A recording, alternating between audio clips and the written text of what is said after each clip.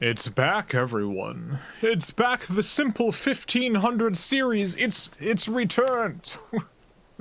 Finally, everyone's been clamoring for more Simple 1500. Oh, people have been sending me all sorts of... Where's my phone? I can't... Sorry, I'm missing my phone. Where's my phone? I need to check my email. I need to check my email real quick. Where's my telephone? I have to check my mail. Where's my phone? Okay, I found it. Yes. Here we go. I've got a folder on my Gmail for all the emails coming in asking for more Simple 1500 series. How many messages are currently in that folder? Let's see. 17,000. Yes. 17,000 emails asking for more 1500 series. Well, it's back, everyone. It's back. Welcome to the Video Game Valley. Beautiful day today. Perfect 72 degrees out. We are playing Simple 1500 Series Volume 17, The Bike Race on the PlayStation 1. For those of you not familiar with the Simple 1500 series, it was a series of budget games released in Japan for 1,500 yen. On the PlayStation 1, we played Volume 11, I think, last week.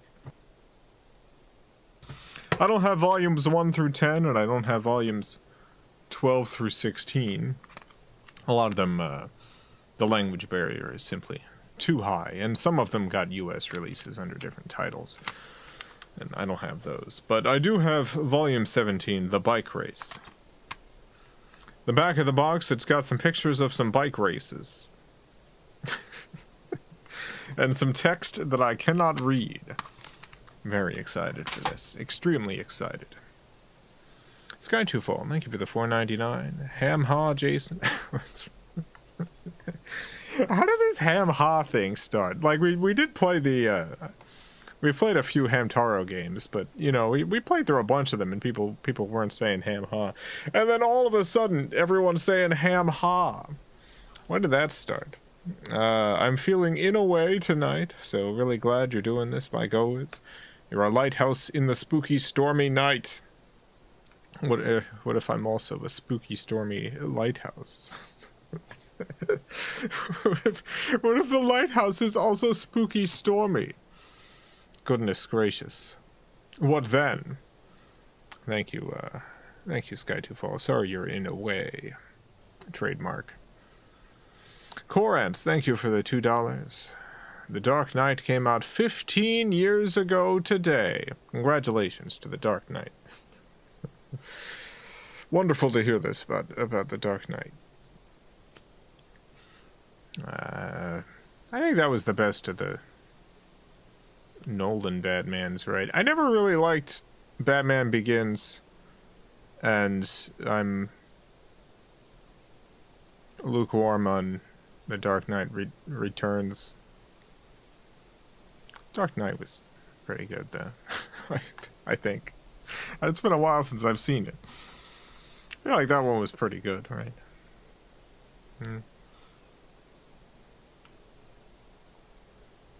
Yeah.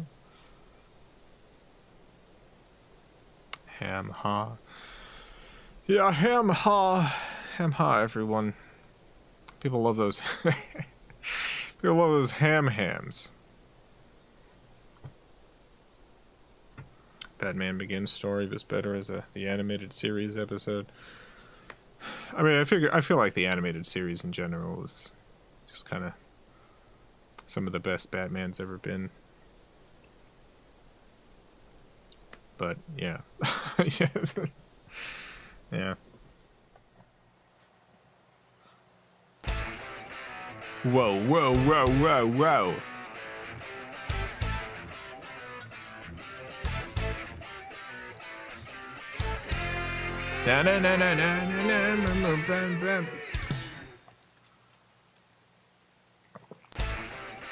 Oh, it's back, the song. It's only 15 seconds, but it's back.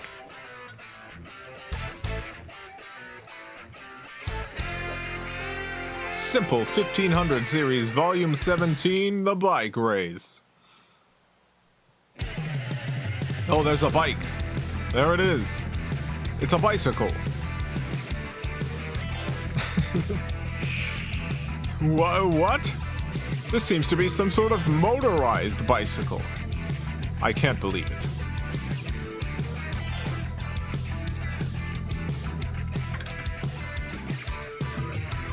Wow, look at those tricks.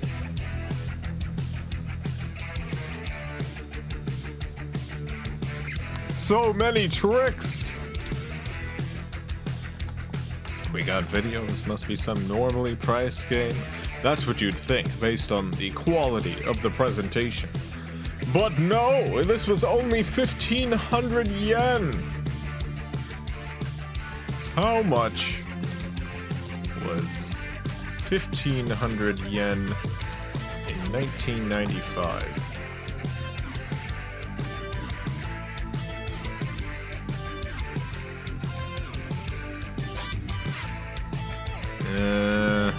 Yen has stayed relatively stable, it seems.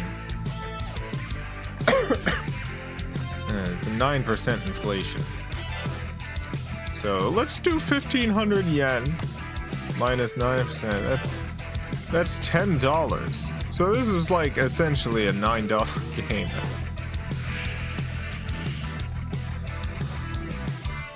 This is like a $9 game.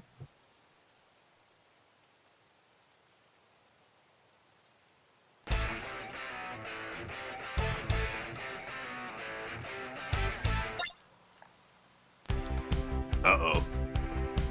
Bring out the app.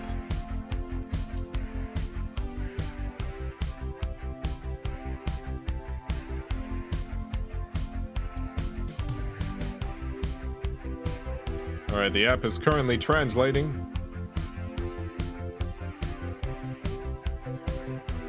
Alright, the first one is creating a new game. The second one is creating loading a saved game. And the third one, the translation app, I know this is wrong, but translation app is telling me that this option right here says love time. So let's see what love time's all about. Love time appears to be an options menu. Okay. I was kind of hoping the translation wasn't wrong somehow, but it appears to be. Sound, course, vibration, I'll turn vibration off. There we go.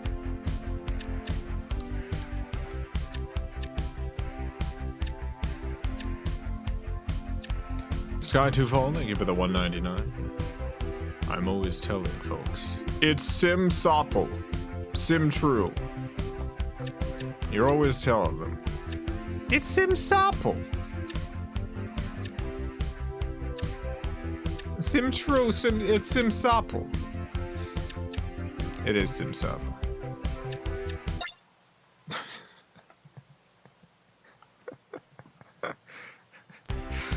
It's Sim Sopple, baby. Alright, we need to buy a bicycle. There's 3 bicycles that we get to pick from.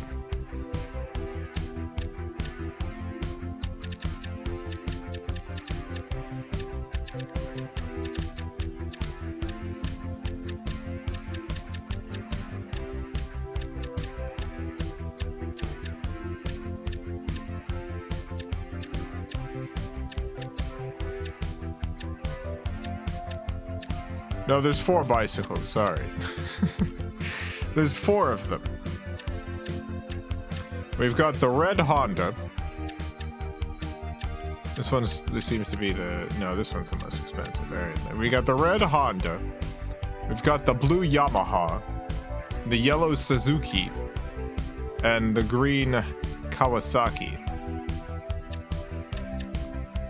The Suzuki is the most expensive.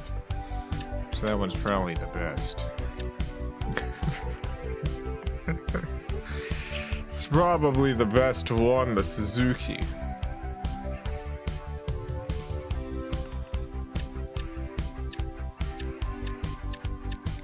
This one has the max power, the Yamaha.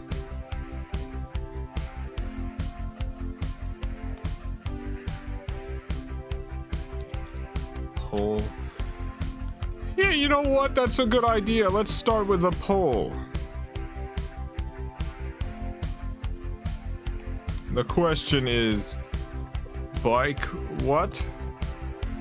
The options are, once again, red Honda, blue Yamaha, yellow Suzuki,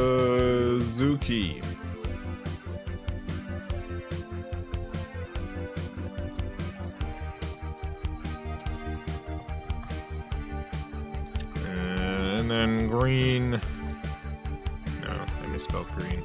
Green Kawasaki.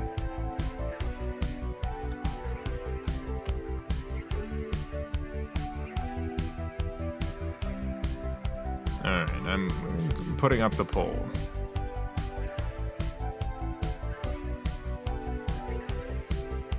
Vote now.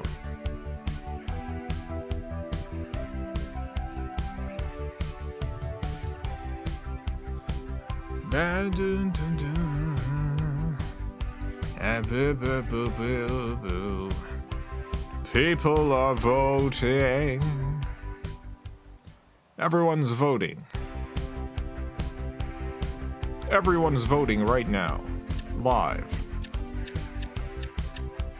People are voting.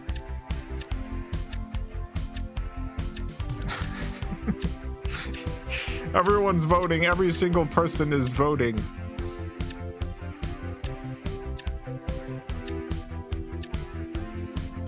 All right, the results are in. Zuko from Avatar, who has been transformed into a bike through some sort of enchantress or something, is the option we're going for.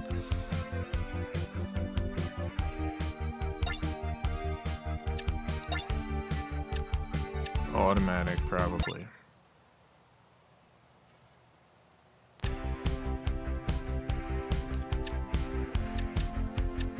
All right, we got 5 racers. We've got...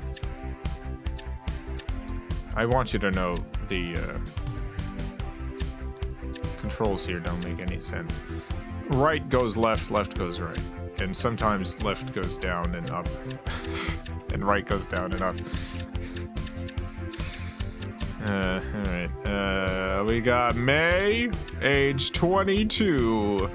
We've got Jen, age 41. We've got Aya, age 16. We got Ryu, age 17. We got Bob, age 18. Poll. I can only do 4 options in a poll. I can only do 4 options. I can't do a poll here unless I exclude someone. You know what? I'm gonna do a complex matrix of a poll. Which race? Let's see.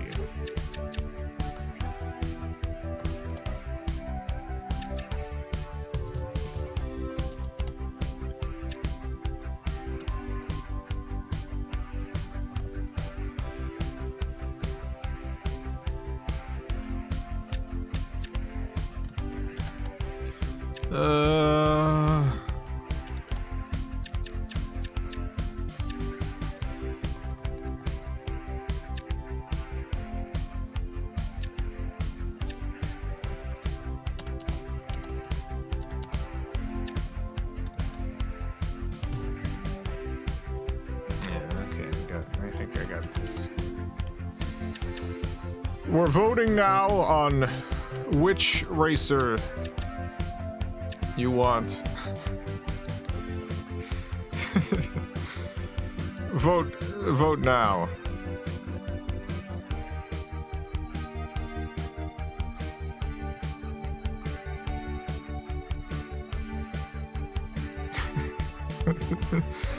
Vote now, baby.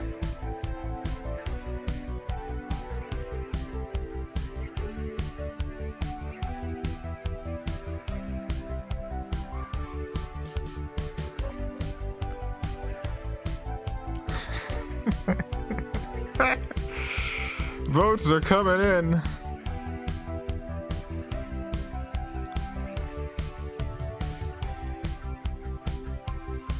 Votes, they're coming in.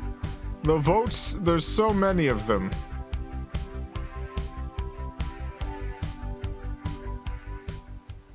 We're gonna end the poll in just 1 second. Last chance to vote. I'm ending the poll, everyone. All right, the results are in. Let's see. Let me calculate this.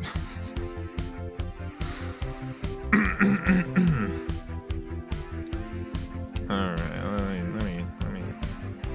let's see. I'm doing the data crunching right now.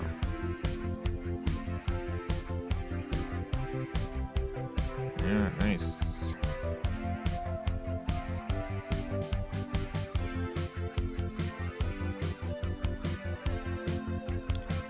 All right.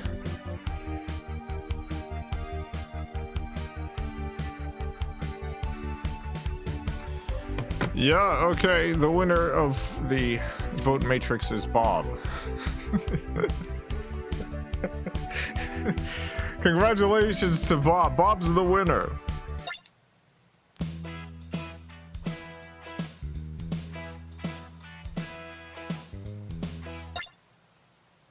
I think I'm going to the first track.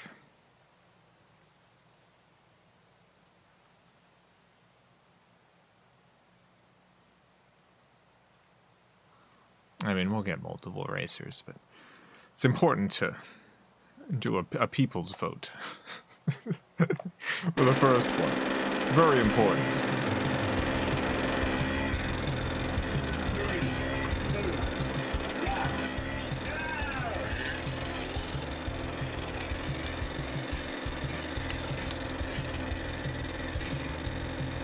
Here we go. Go, Bob, go! Oh, ah.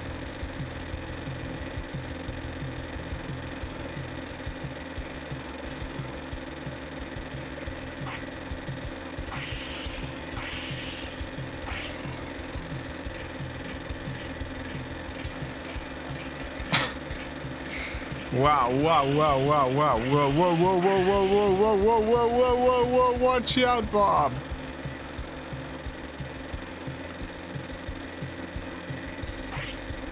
Which POS are you? Number 3. Great. You need to be number 1, the number 1 POS.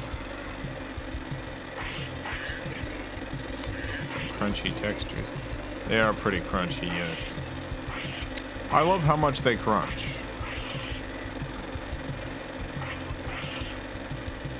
We're the number 2 POS in the world right now.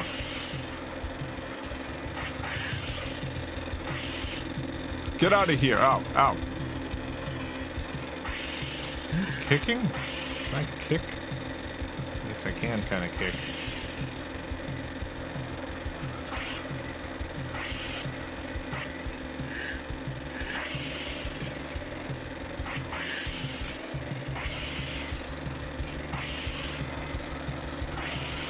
Just got back from a date.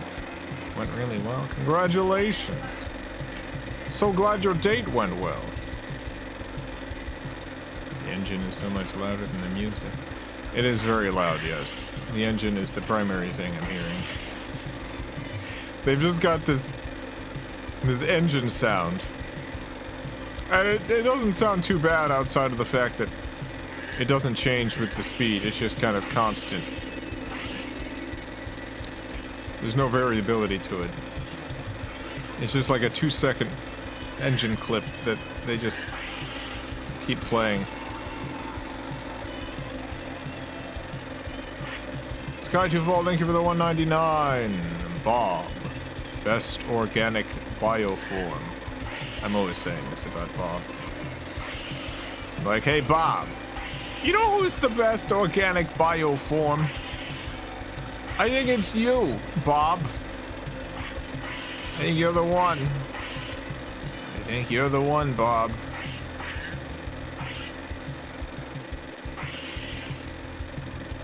Okay, not the finish line.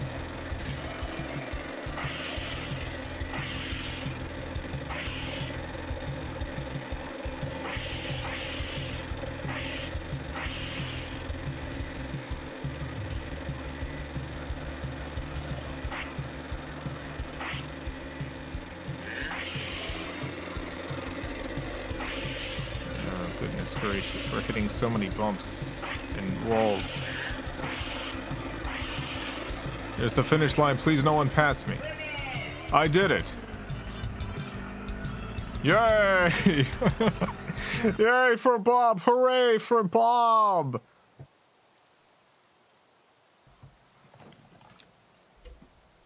Yeah, the biggest inspiration to me. Hope you have a great day. I hope you have a great day. Thank you for stopping by. Oh, hope things are going well for you in your life.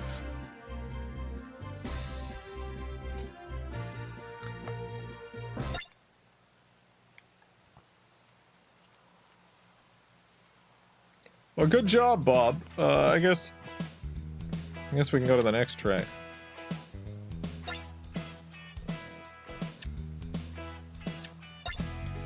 We'll, yeah, well.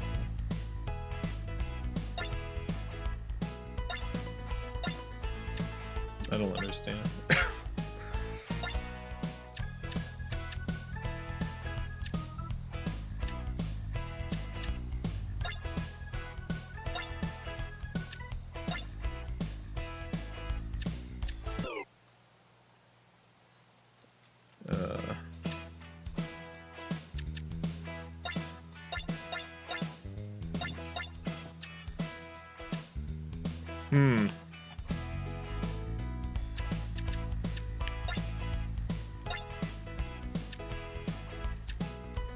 Let me bring my translation app out because I don't know what. I thought these were different levels, but when I click this, it just goes to the race select, the eraser select screen.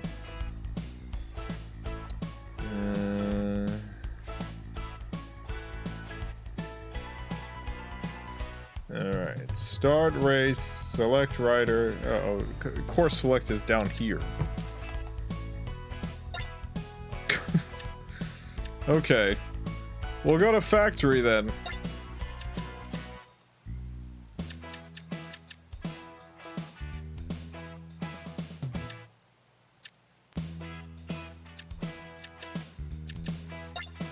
Oh yeah, what is this? I want to see if there's any way to change the music volume. Memory card. Yeah, let's save.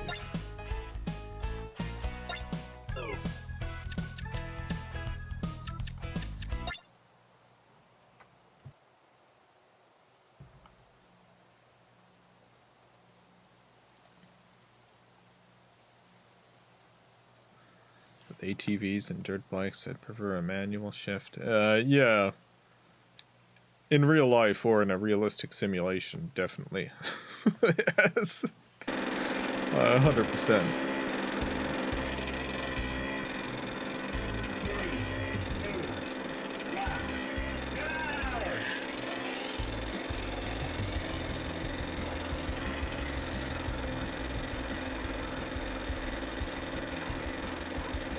We're in the factory. Factory, baby.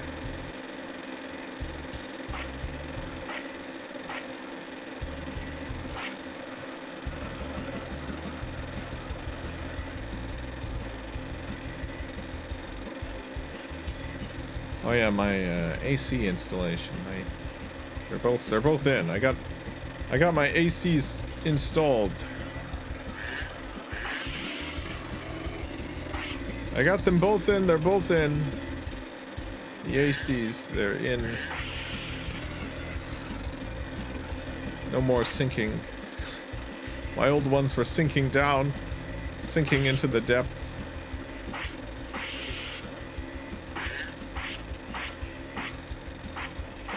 Over, under 20 grand. Oh, it was definitely under. I went with a different quote from a different person. I like this. The person who installed them is my favorite AC person in Orlando.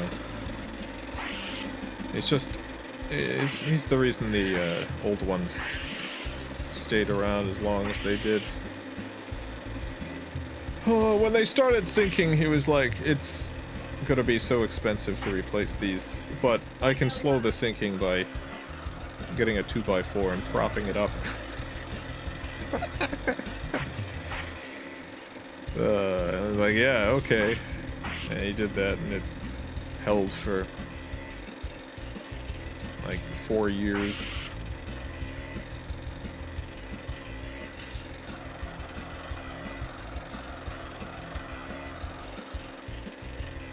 Dang, Bob's killing it this race. Bob's really doing it.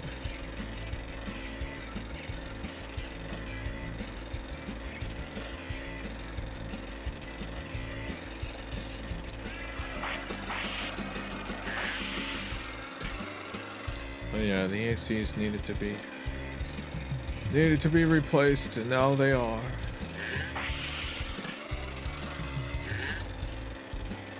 They're replaced, and I got warranties until 2023. I mean, 2033. I got warranties for a whole couple of months.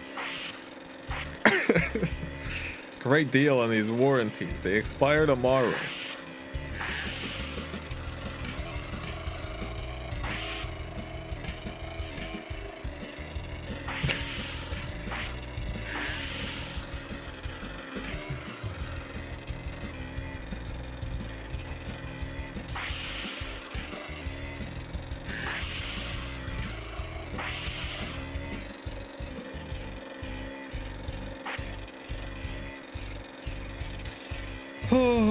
I had to get up so early again.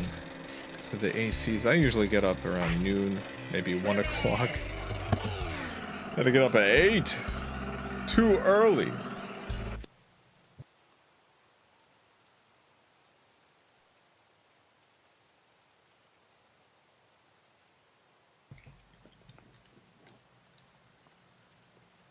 Bob is number 1.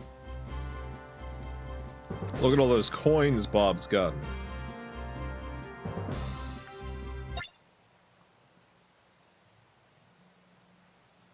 I could probably buy a better bike now.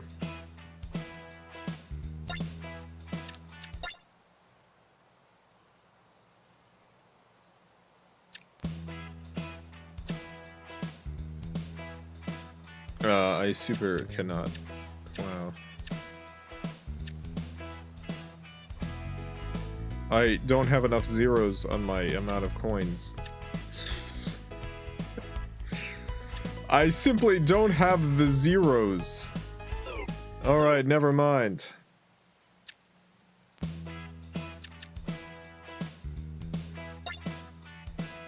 You upgrade the bike. No, you can just, you can just buy new ones. Right, what was this one? Mountain. Let's go to the mountain!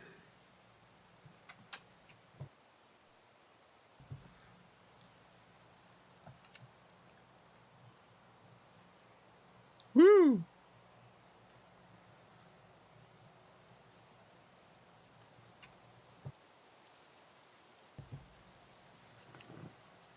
Air conditioning. The air conditioning. It got so hot when in my office when the ACs were being installed. It was like I'd set the ACs low so that when they were offline it wouldn't get too hot too quick, but it went from like 72 to 90 in like an instant. It's like I checked back like an hour after the AC was off, and it's like, oh my god. No! No, it's so hot and wet.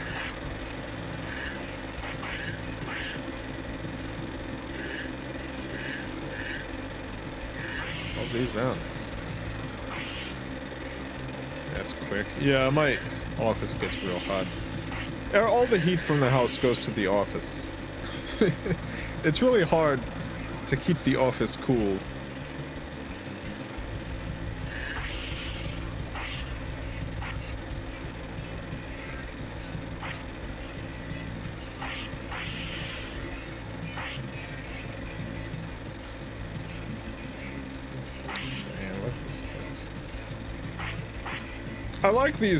I like these gons. They're a bit dirty. They're dirty, messy gons. But I appreciate them. I like that I can see all the gons, and I can see all the pixels and the textures. Those are good gons. They're a bit filthy.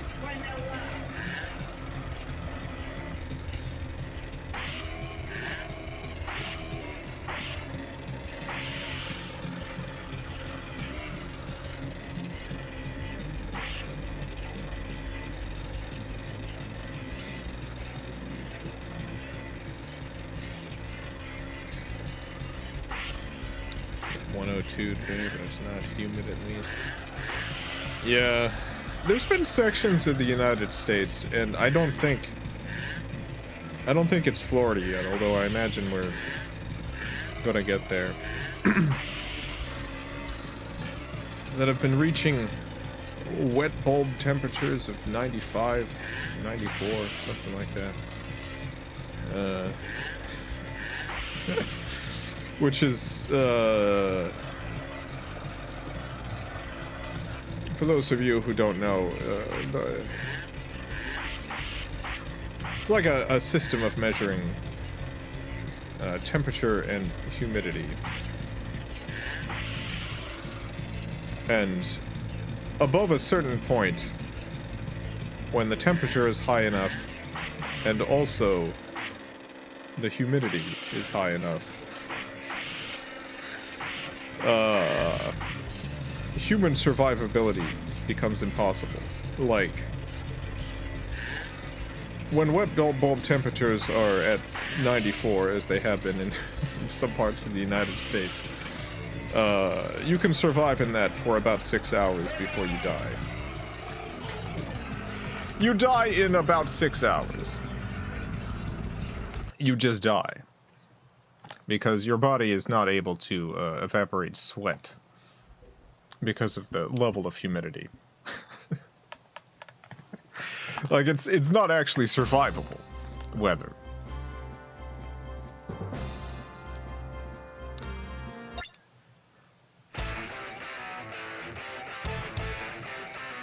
I don't know why this video is playing. Did we do it?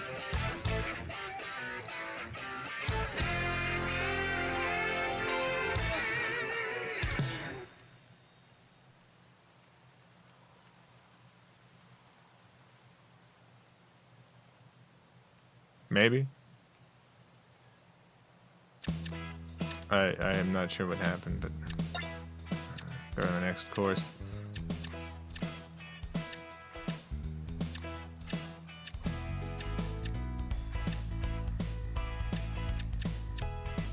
Oh no, these are yeah, that was all the courses. Okay, that was it. That was all the courses.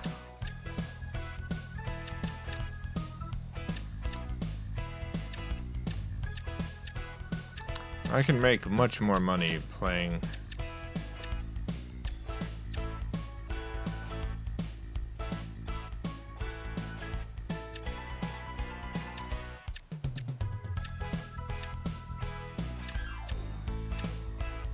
middle instead of novice. So yeah, let's do that. Let's go to woods with middle. Pretty good for $10. Yeah, this is a $10 game, essentially. It is very good. It's a good value for the amount that you get, or with inflation and all that. It was actually like more like $9. $9 at the time. $9 US when translating the yen. Something like that.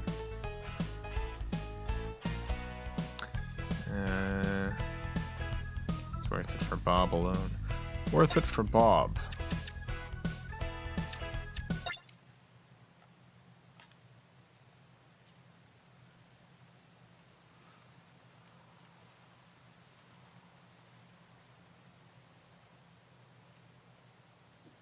Anyway, I saw some people online reacting to the wet bulb temperature news with like 94 degrees not being survivable.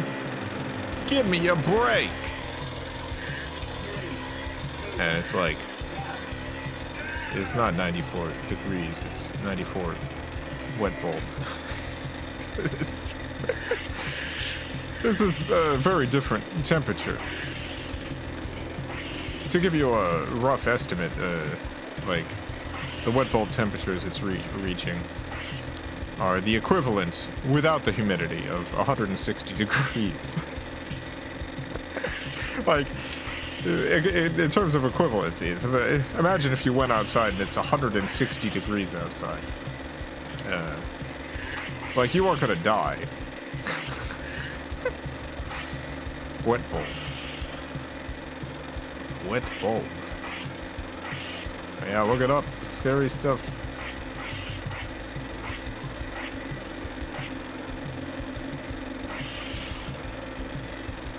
Wet bulb. B-U-L-B.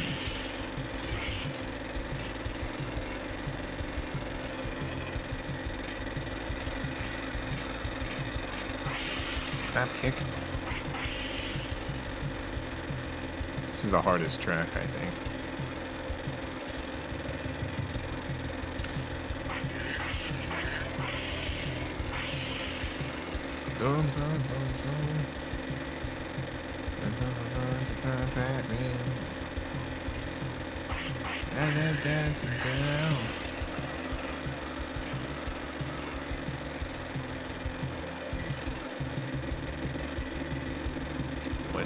Wet bald guys.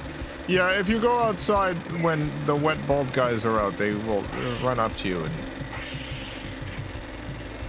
they're very wet. You can spot them in an instant. They're wet and bald, and they will attempt to hit you with a sack of potatoes.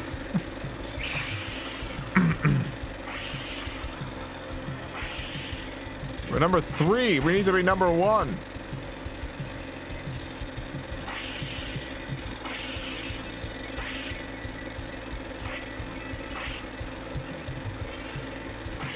But yeah, again, the primary problem is your body just can't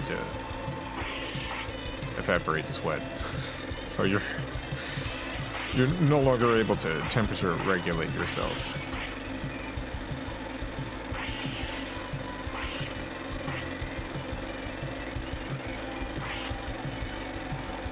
It's just too humid. Sweat doesn't go anywhere. It can't evaporate. It can't cool you in any way. Sweating doesn't work anymore with these temperatures and humidities. A very frightening prospect. And yeah, if you're out there for too long, it's just...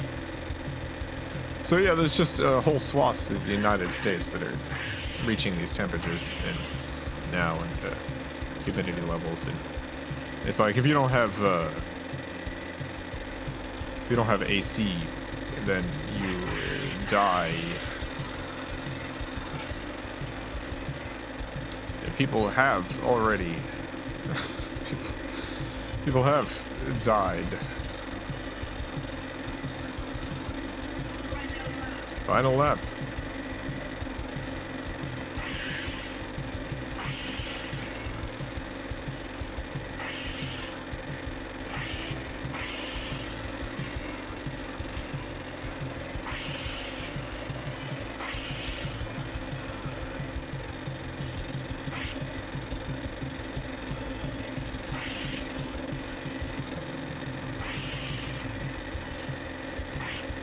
Wiki, a sustained wet bulb temperature exceeding 95 Fahrenheit is likely to be fatal even to fit and healthy people unclothed in the shade next to a fan. This temperature, human bodies are shedding heat to the environment, gaining heat from it. Yeah. Although there are actually, so this is worse news. A lot of the researchers who have done the studies on the survivability of these temperatures have said that they maybe underestimated or overestimated human survivability, and temperature might be as low as 90 degrees. Wet bulb. It might be as low as 90 degrees that human survivability becomes a problem.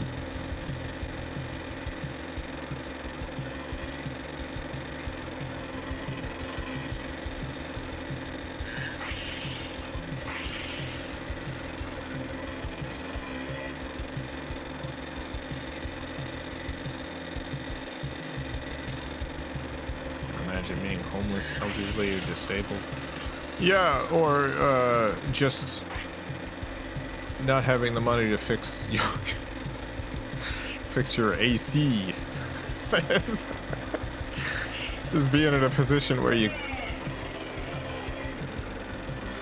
can't get the temperature down. Third place, not great. Maybe we can get a higher place at a different rating.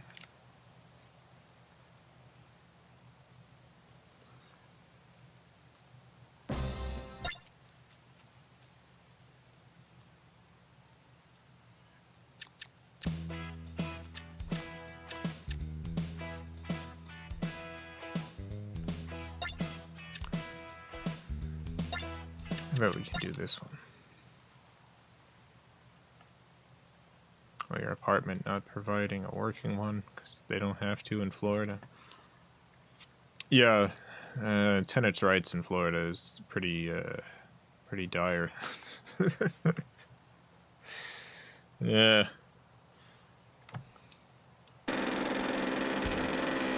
It's fine if your AC barely works.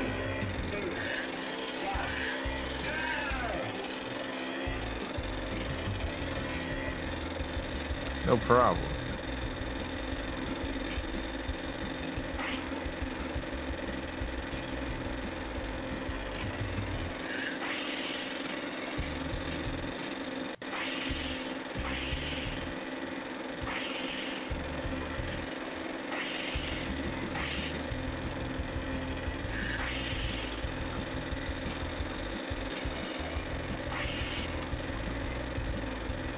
Dark Souls 1 is like Zelda, but without the puzzles.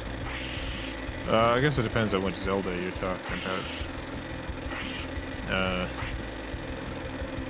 In many ways, no. In some ways, yes.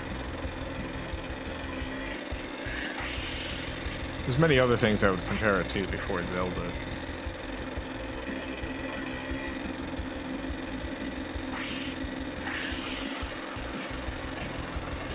Seeing the comparison. There's a lot of exploration stuff that's similar. There's a lot of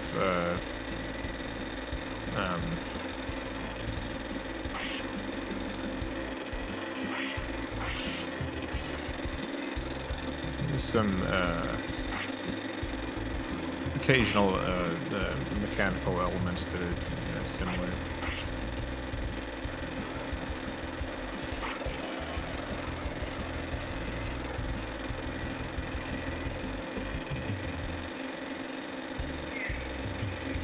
New record.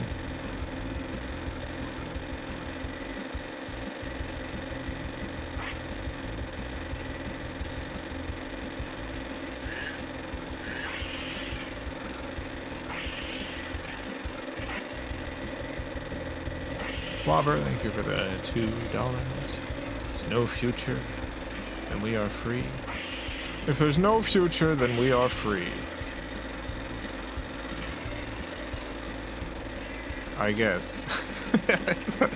Yes, I suppose.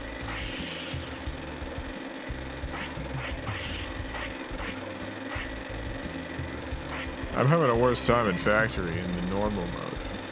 These racers are simply too good, or maybe my bicycle is simply too bad. I think I need a faster bicycle. Just noticed the photo background. Yeah, the skybox is... It's interesting, it's not just a photo, like it is like an orb, I think. It's a textured orb. It's some sort of textured orb.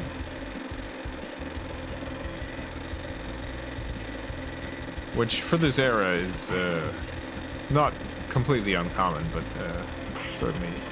Most of the time they would just have like a scrolling picture, but they got an orb skybox.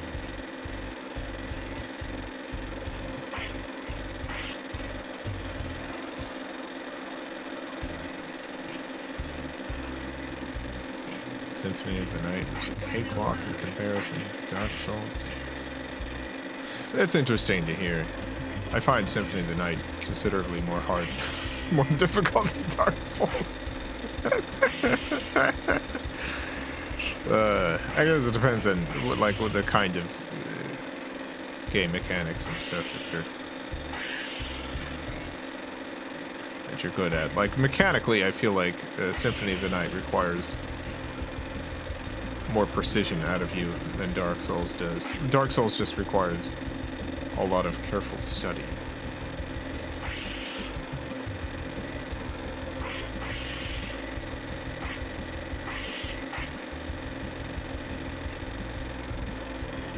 Breath of the Wild did step a bit closer to Dark Souls. Yeah, Breath of the Wild I think took some influence from Dark Souls, which is interesting because then Elden Ring took some influence from from Breath of the Wild. Symphony of the Night's difficulty had a lot of things that could easily break the game's difficulty. Yeah, Dark Souls is the same way. Like, there's a number of things that can essentially make some of the most challenging elements completely trivial, and that's by design. The game, its difficulty slider is not in the menu, it's in the mechanics.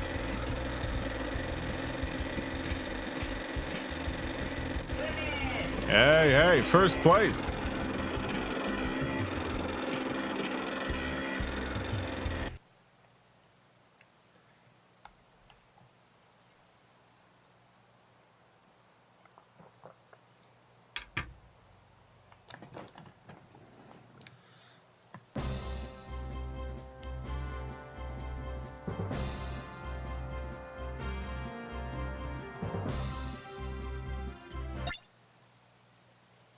Oh, we can probably buy a new bike now.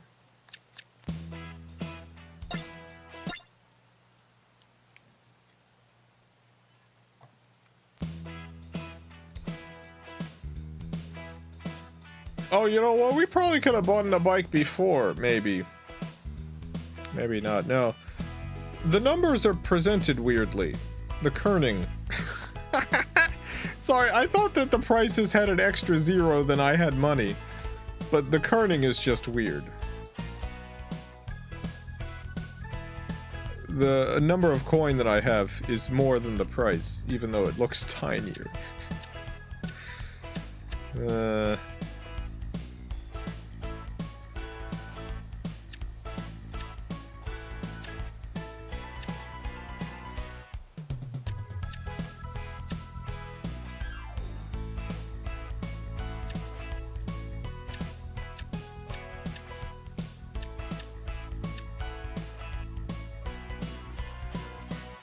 Why is this one sold out? Why are some of them sold out? I have the money. Why are some of them sold out?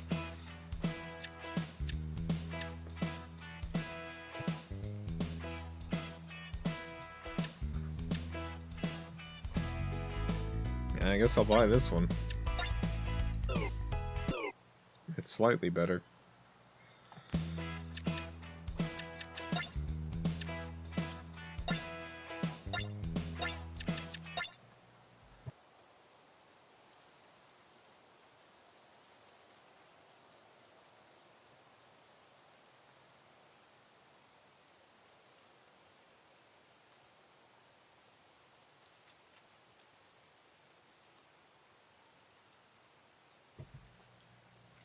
Maybe the inventory cycles after releases. Yeah, maybe. Could be it.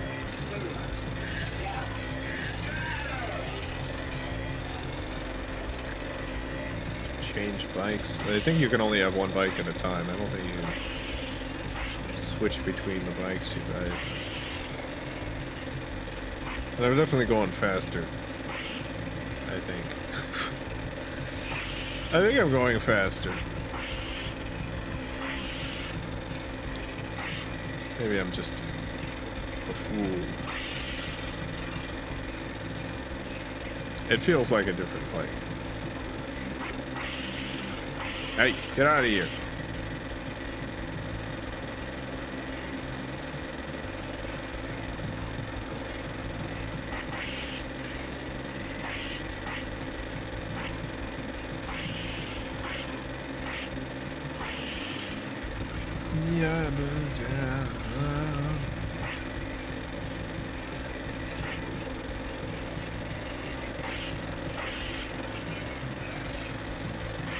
Yabba dabba.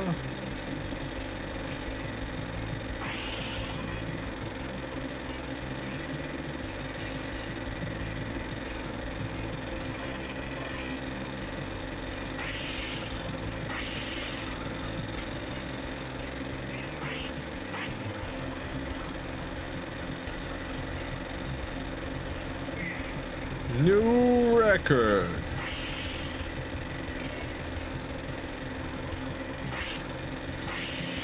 Whoa, whoa, whoa, whoa, whoa, whoa, whoa.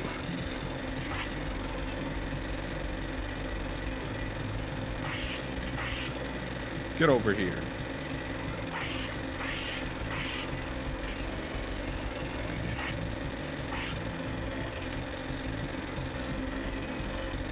I love this beautiful 3D world.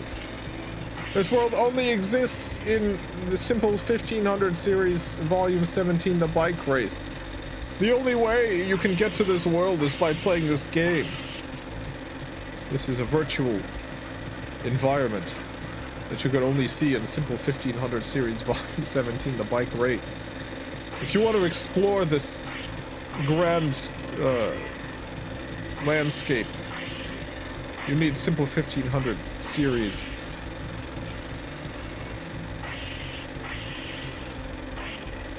Volume 17, the bike race. Streamer I watched told me Dark Souls is similar to Zelda because you could explore the world and get certain items to beat the boss.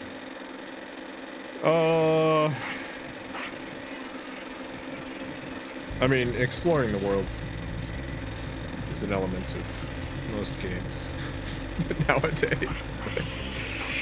I think the way you explore the world is similar to some Zelda games. As for the items to beat the boss there, it's technically true, although that's a much bigger element of... Like, there's a handful of bosses in Dark Souls where you very specifically get one specific item to either defeat them or make the fight trivial, but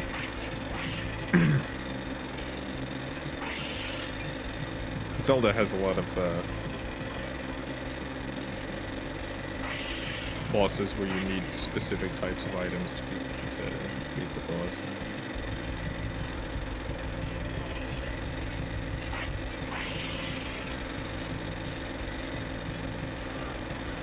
Zelda is not equal to Dark Souls. No, it's not an absurd comparison, but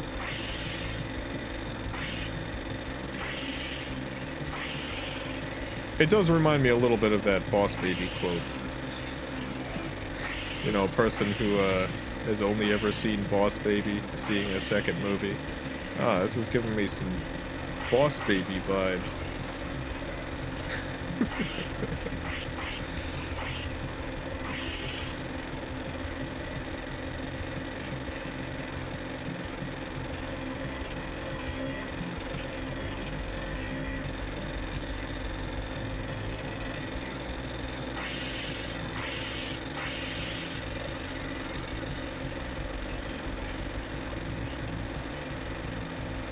Probably not going to get first place.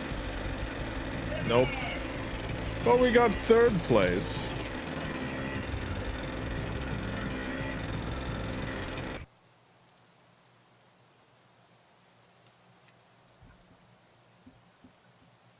Third place is like first place. in that it's a place. It's a place. Oh, we got a little video. We got a video for getting 3rd place. Hooray.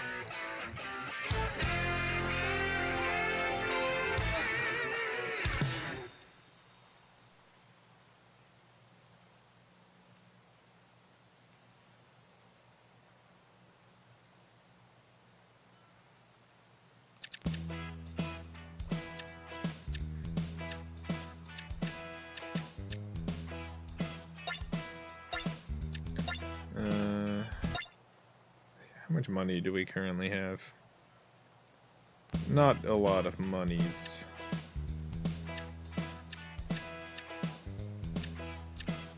I think the way that the bike stuff works is we need to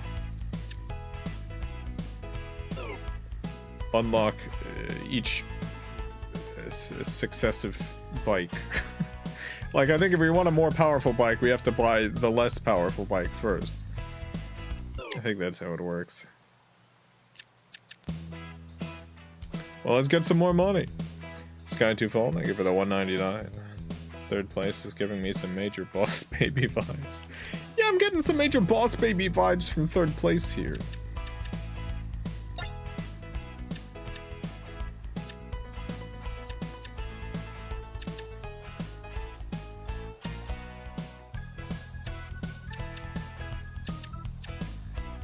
I'm gonna try this one again, even though we've already gotten 1st place here. Because we've gotten 1st place here. Would love to get another 200,000. And then another 200,000 on top of that. I'd really love to keep getting 200,000.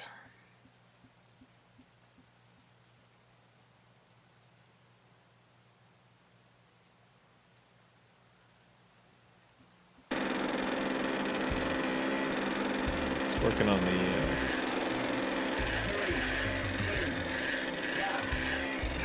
Spatula Madness series today. Oh, I was working on Spatula Madness cartoon in the works with the new HD assets, spatula assets, high-res spatulas, the highest res spatulas you've ever seen.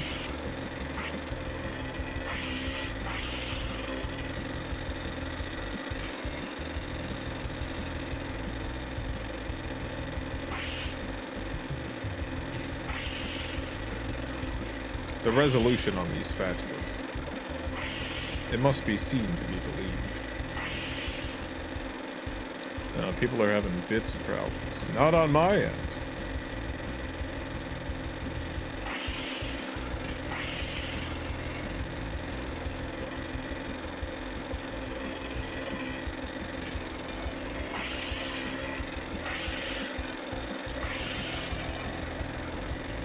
It's okay now. Yeah, it happens every once in a while.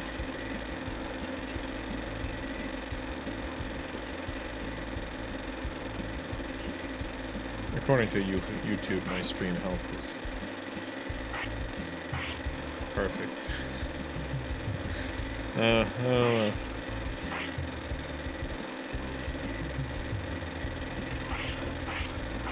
Only applies to people at home don't own a spatula. I've got higher res spatulas than you have at home. I've got the highest res spatulas in the world.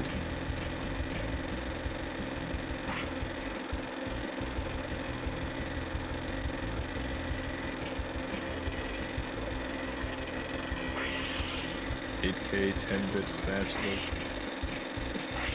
It's the future.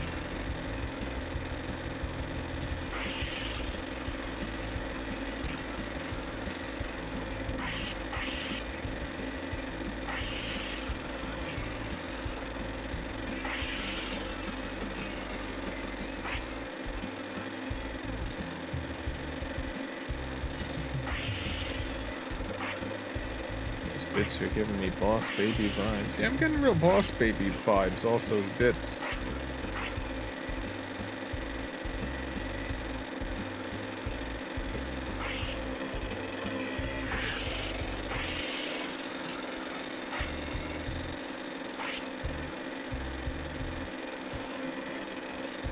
When I was writing this spatula cartoon, I was like, dang, you know what? This is gonna be very funny. This is gonna be so funny. I did it again. There's a laugh a second. You're gonna laugh every second. And I recorded the audio and put it all together. And I'm like, this is actually kind of scary. This is more scary than I thought it would be.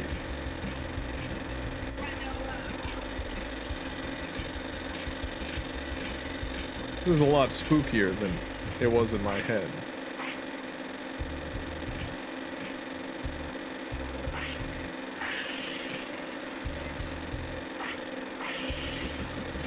Spatula Snyder cut. It's all gonna be black and white. 3 hours long.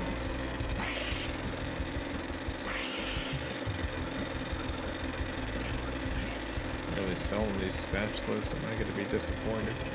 You won't be disappointed in their resolution. I'm sure of that. Skyju Fallen, I give it a 199. Please, child, I beg you, make a horror someday. Yeah, if Trauma wants to get me involved, I could probably work with a Trauma budget.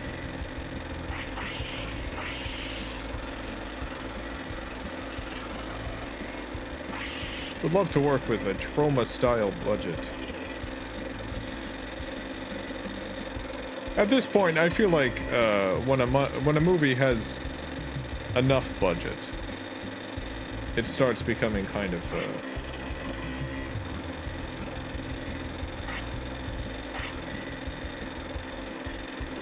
a lot of stress. There's a lot of stress. I don't think you need all that budget. Don't you have Trauma budget now? It's like 200 bucks. I don't actually know what modern Trauma. Oh, no! Oh god, right at the end, second place. Dang it! Yay! Oh, Bob's still happy. Is Trauma still making movies?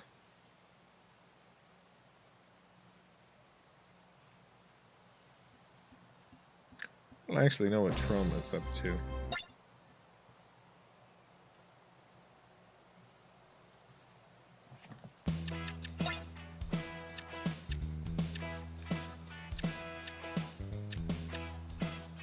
I might as well try the mountain again.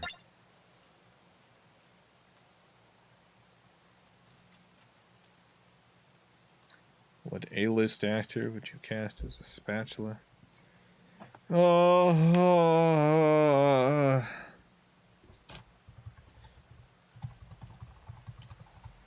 Let's, is Aubrey Plaza considered A-list? If Aubrey Plaza is A-list, then Aubrey Plaza.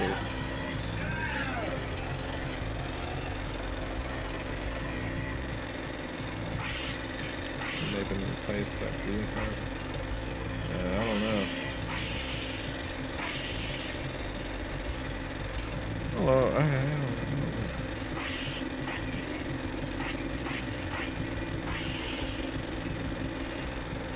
You know what I'd like? I'd like a...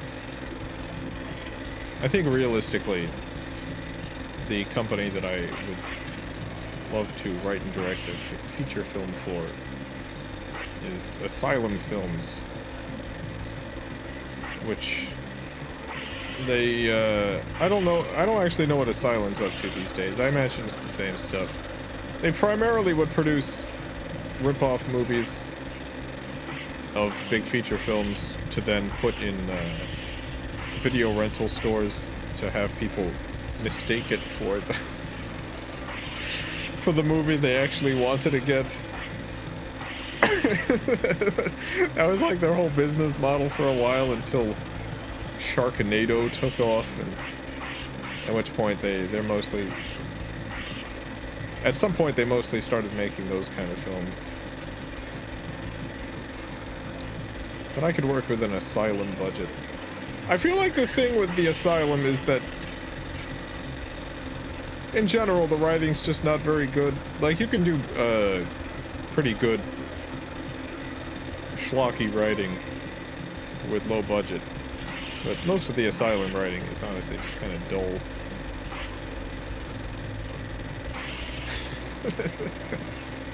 I could do a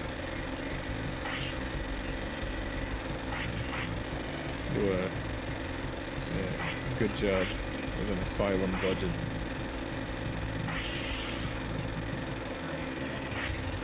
Love to see your rendition of the Asylum Barbie movie ripoff that I'm sure exists. Yeah, like I could do an Asylum Barbie film.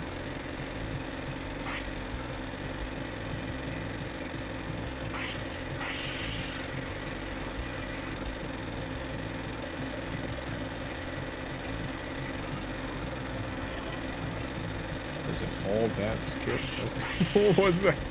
Was there an all that skip with that premise?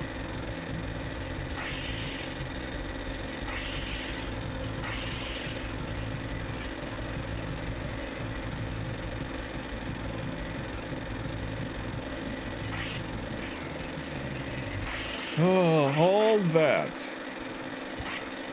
Anyone here remember all that? I feel like all that was pretty good. I feel like all that was pretty good. Remember Pierre Escargot? Keenan being in a bathtub with a raincoat on. The Eiffel Tower behind him. His name is Pierre Escargot.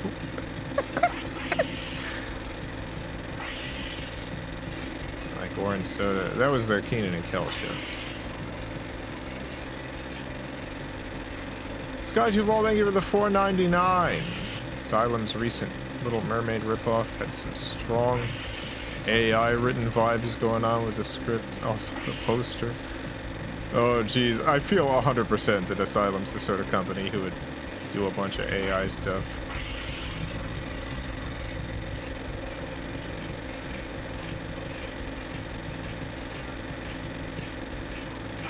They're in a video store with homemade movies.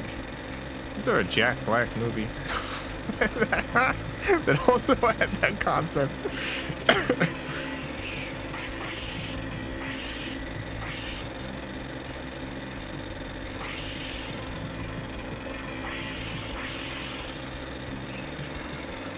Repairman, man.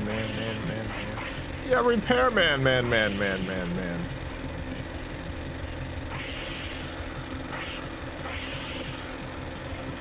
A kind rewind, yeah. That's the one.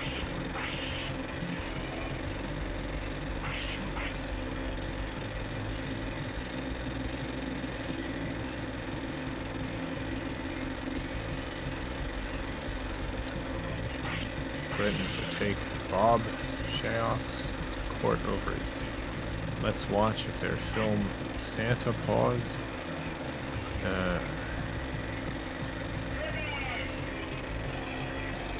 Santa who?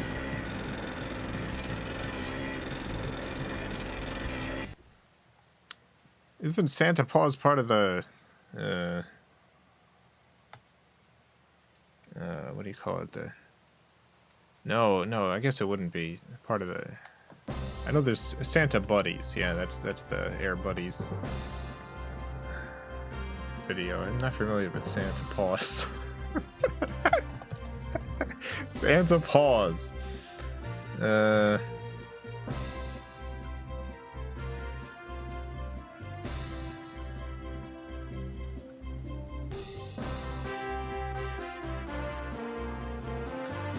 Santa Paws is a Disney film. It is in the Air Bud franchise. That's not Asylum at all. This is the Walt Disney Corporation.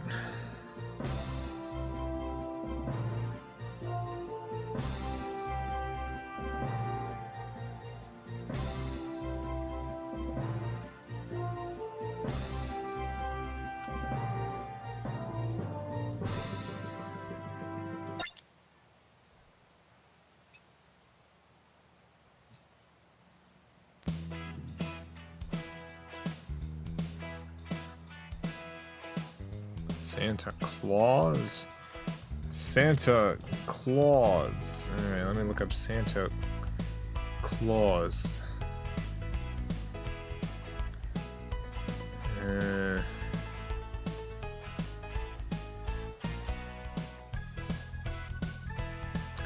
This is an American home entertainment film.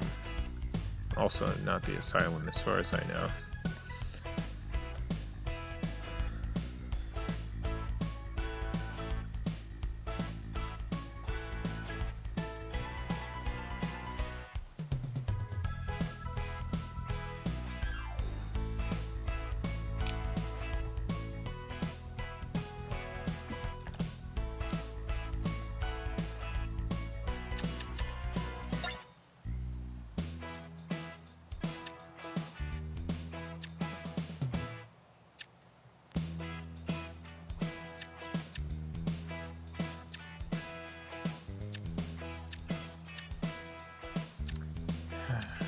Money.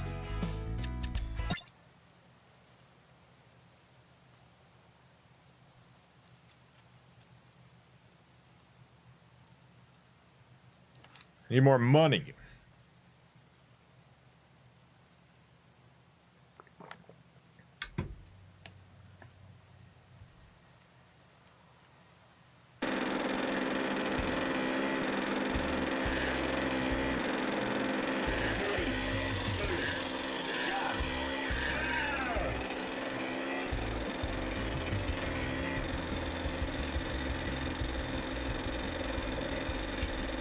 I need more money. Need more money.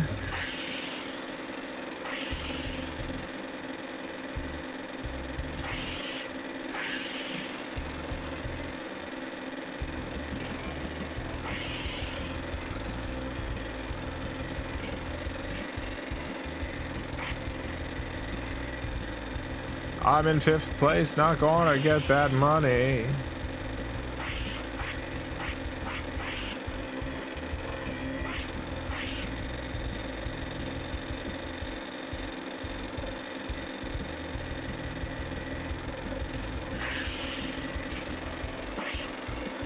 Anyway, if anyone out there runs a movie studio and wants a Jason Steele script for a hit feature film, let me know. I mean, I'll write you the most hit feature film script you've ever seen. You won't believe it.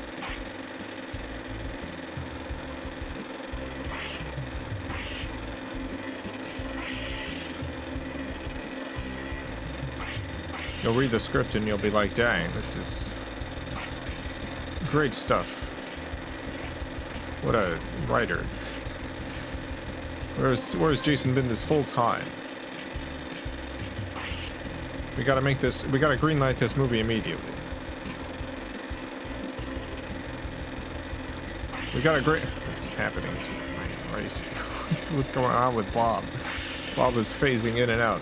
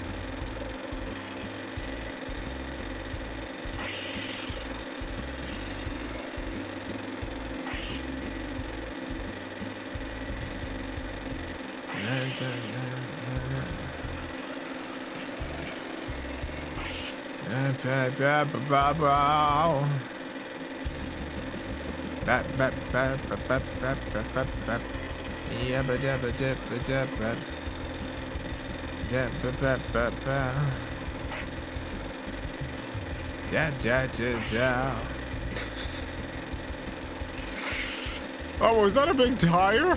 Did someone lose a tire? No, I think it's just polygons disappearing. Speaking of which, Bob is vibrating with excitement over this race. I need to get money to buy the better bike, to make more money to buy better bikes. It's a vicious cycle, but I need more bikes. I can't... You know how Jason, love royalty-free sound effects and music. Well, Bob loves buying bicycles. Can't get enough regular bicycles like you see here, the normal bicycles. Bob can't get enough. He needs to win races to get more bicycles.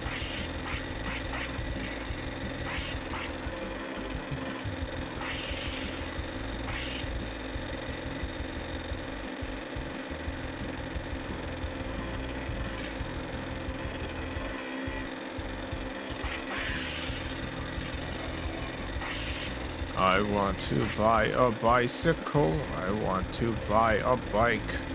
I need to buy more bicycles. I want to buy them left and right.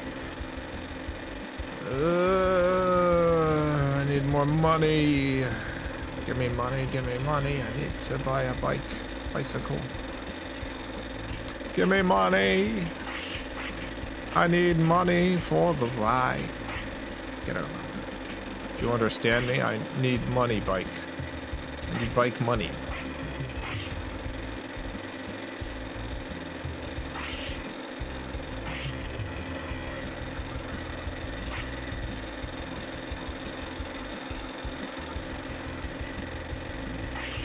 No, don't you even think about it. Don't you even think about it.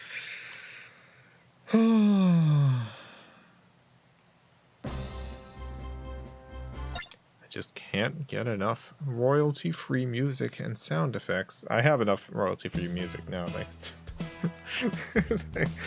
to the very generous Agent KitKat donator. But I'll never have enough sound effects. Never.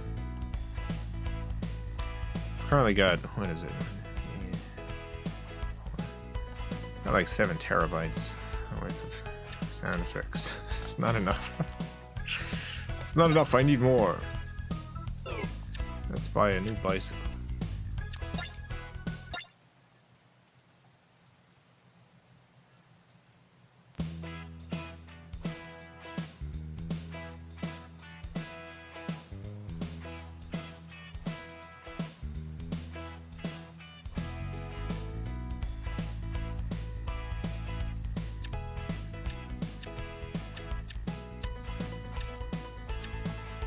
Alright, so this is the one I can buy now.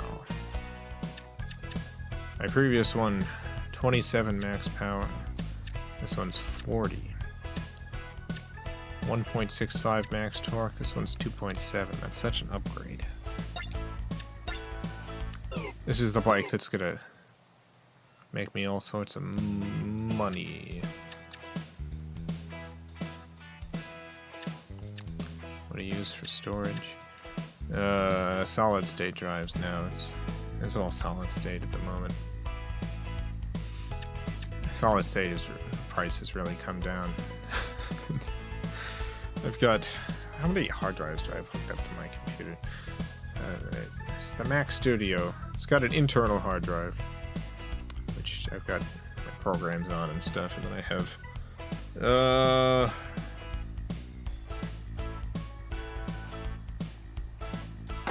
actually, no. One sec.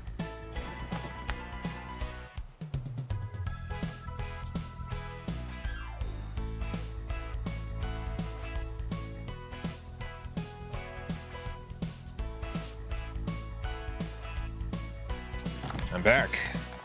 Yeah, I've got 10 hard drives hooked up. I've got 10 hard drives. 10 solid state hard drives. Hooked up. Some of them 4 gigs, or 4 terabytes, some of them 2 terabytes.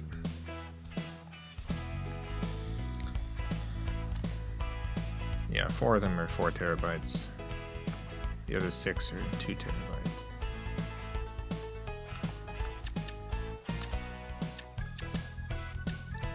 A lot of bytes. Yeah, I need a lot of bytes for my work. I need a ton of bytes.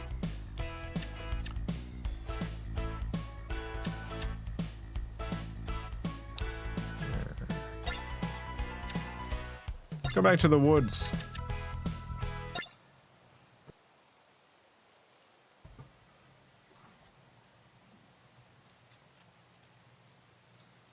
I have a 14 terabyte external hard drive. Yeah, like, I used to use mechanical hard drives. Like, I got a ton of ridiculous, what do you call it? It's the type of hard drive that has multiple RAID. Got some mechanical RAID hard drives, but I just moved to solid state at this point. So many of my files are just so big. I just got such big files.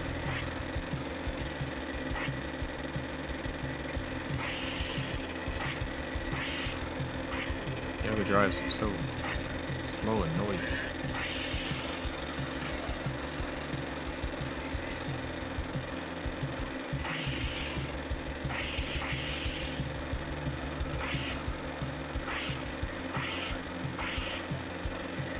I do have one solid state, not solid state, one mechanical hard drive still that I use as just an occasional backup drive. Because none of the solid state drives are big enough.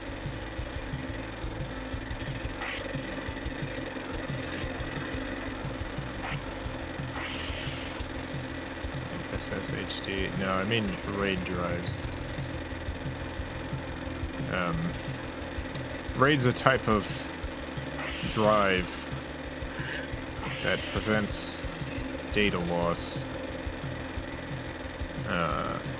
where you can do RAID with both mechanical and with solid state drives, but it's much more expensive to do it with solid state because it requires multiple drives that then essentially act as backups of each other because the data is copied.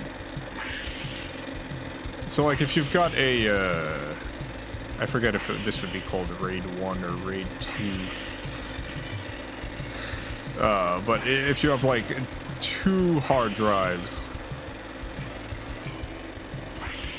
then it shows up on your desktop as one hard drive that's exactly half the space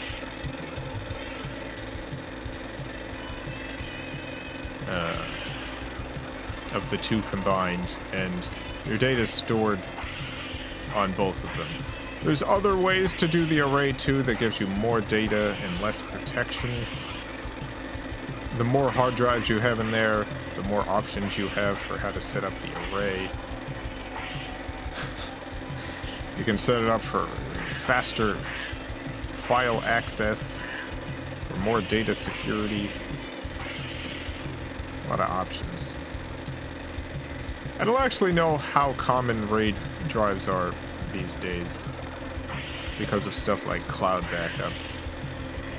All my most important files are just on either Google Drive or Dropbox. So I don't really need RAID anymore.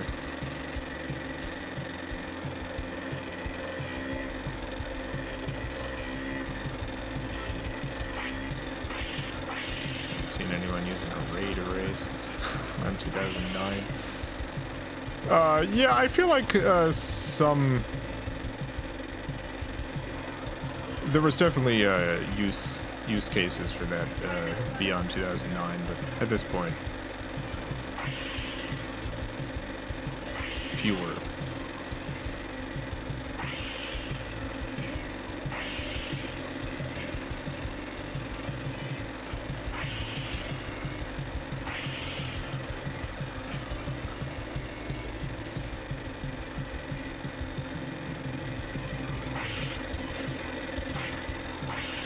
For redundancy and being overcomplicated for mass solution versus regular old automated backups.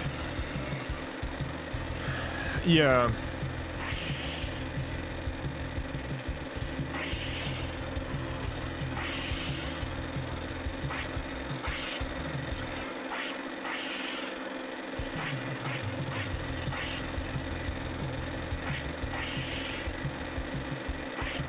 The only time I've used RAID was as an automated backup drive for extra backup security.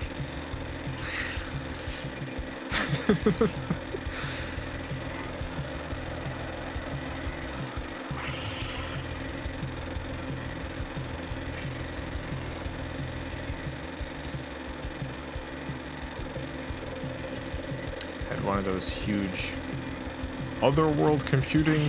I think that's what the company's called. They have these big RAID drives you can get. I don't know if they still sell them. I imagine they do. But maybe they don't. No. Who knows? RAID. The exciting world of data backup.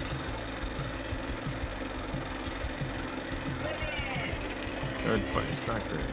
This bike hasn't helped me as much as I expected it to.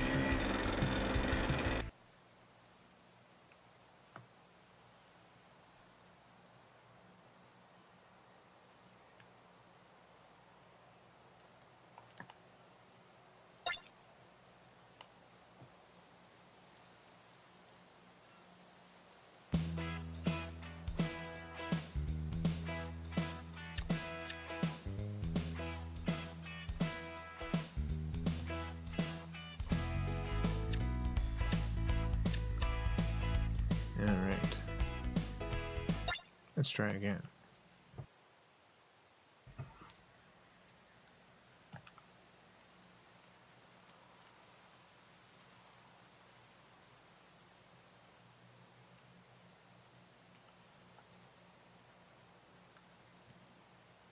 RAID 5 in a nutshell saves the data in such a way that if one hard drive fails, the others have the sum total of data. Yeah.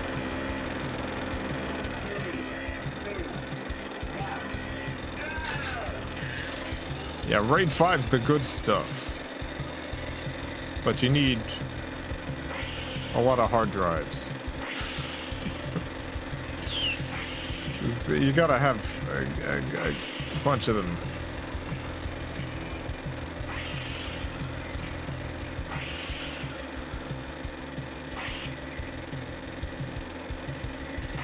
A lot of storage space, though.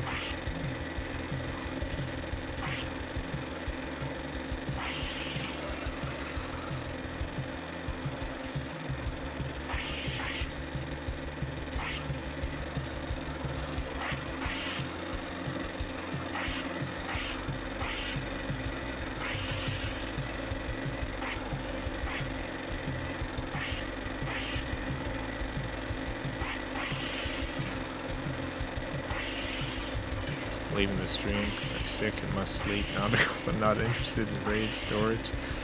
People love the discussions about RAID storage. Now, if you want to be really secure about your data, you really should put everything on zip disks. Or even better, jazz drives. Get some jazz disks. I've heard those are especially secure.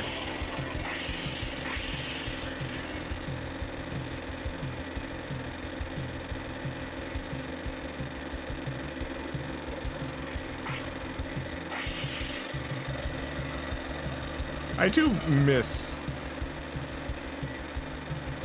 zip disks.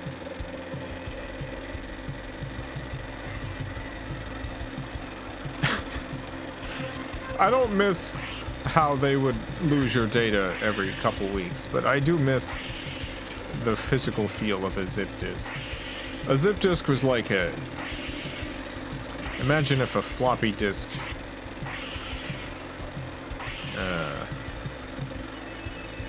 went to the gym for a while. Got real buff.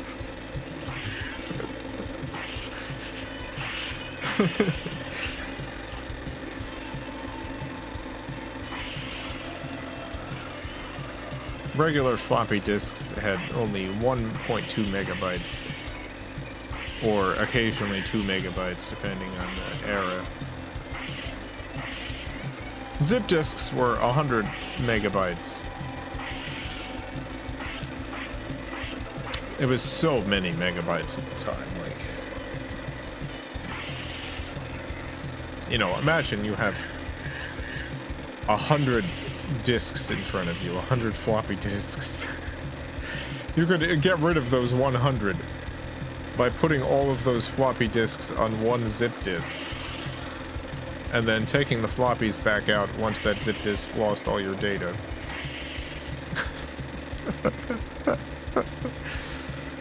The main fault with zip disks was that your data would die almost immediately.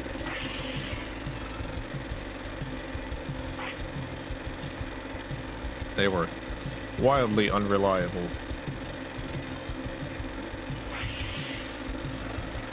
But when they worked, it was a kind of magic.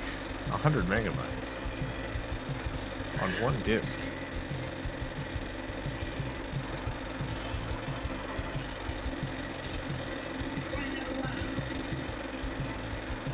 One of the few times in which my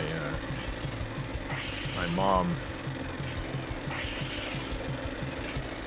did a very bad job at parenting, in my opinion, that was very unjust, was my brother Josh had a science fair project, and he had asked me for help in doing his science fair stuff. He was growing plants, and he was seeing the different effect of light on plant growth. And it was taking pictures of these plants with a digital camera, very, very early digital camera. And I was helping him save all the files and stuff, and they were all being saved on a zip disk. All of my brother's pictures for the science fair project were being stored on a zip disk. One of those fancy 2 megapixel cameras. No, this was 1 megapixel. This is 1 megapixel. Anyway, all the files were being saved on a zip disk for him. And, you know, they were just gone. They just died. The zip disk just died. All the files were gone. For the first, I think it was 2 weeks of his science fair project. And Mom grounded me for this. Mom grounded me for the zip disk losing the data.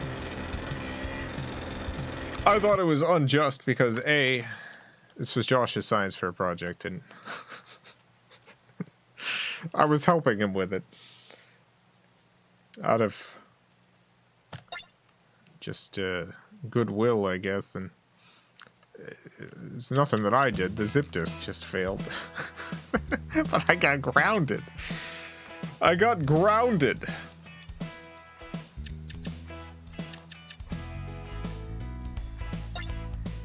Let's try the mountains again.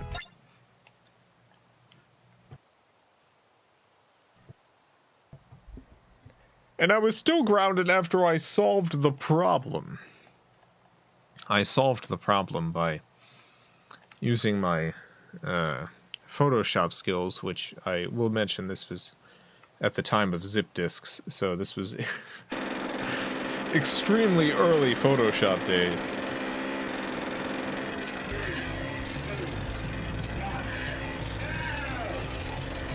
I used my Photoshop skills to falsify the earlier pictures so that he could still do his science fair project, just with falsified data. And the hilarious thing is, the thing that was not my fault, the zip disk dying, I got grounded for. Falsifying scientific research, A-okay. There's no problem with that, as far as my mom was concerned.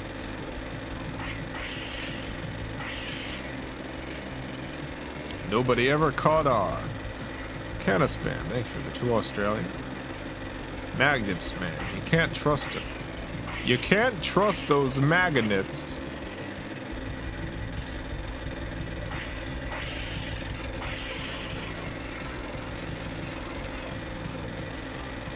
They'll do hey heck to your ding dang zip disks.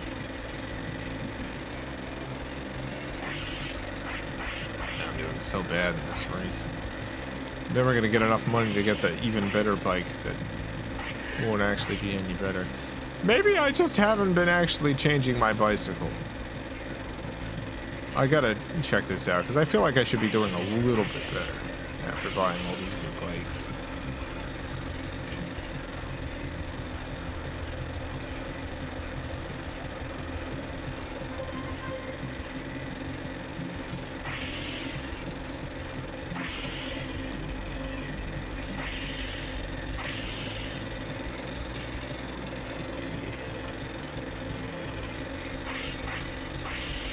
My mom did pretty much 90% of the third grade project for me collecting leaves and stuff. Squeaks behind us. I ended up doing a lot of stuff helping my brother with the science fair projects at the time because for whatever reason, I don't know how this worked out, but I never got to enter a science fair myself. I always super wanted to enter a science fair. But I don't remember why, I just never could. I was never able to enter a science fair, and Josh kept getting able to enter science fairs left and right. So like there was one year in which I was like, I'm going to create an AI for you. I'm going to create an AI for you. And you can use that as your science fair project. And so I programmed a system where you would have a host computer and a receiver, or a transmitter computer and a receiver computer. And essentially what would happen is on the transmitter computer, someone would sit down and they would draw a picture. I created a drawing program. And they would draw a picture. And the drawn picture, when completed, would then be transferred to the receiver computer. And the person on the other end would see the picture. And they would have a list of options as to how to describe that picture. And they would pick from that list of options. There's a huge variety. They would pick from that list of options. And they would send that response back. And then the person who had drawn the picture would decide whether or not they thought that the response was being sent from a human or from the AI I had programmed to analyze the pictures and send its own response. And the idea was to see how good this AI was at examining the pictures drawn and determining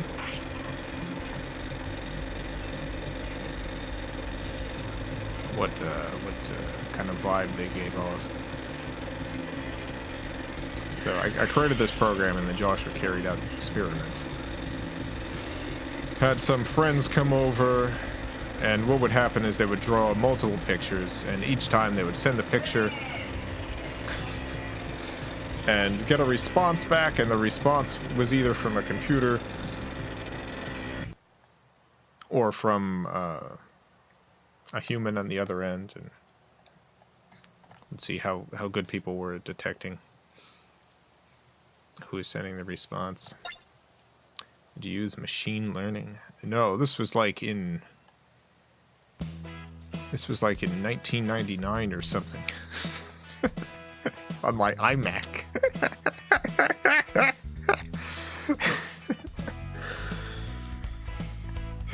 This was 1999 on my iMac, and this was programmed in BASIC.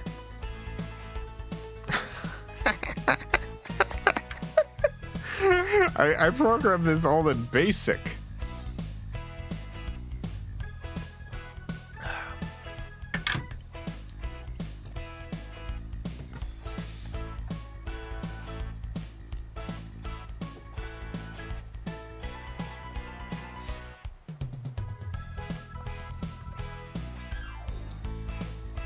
iMac wasn't Blondie Blue, I'll cry. It was actually Blondie Blue. Was it random? No, it wasn't random. I created a... Alright, so there's a few different elements to this. There's a few different elements to the way that the AI would analyze the picture.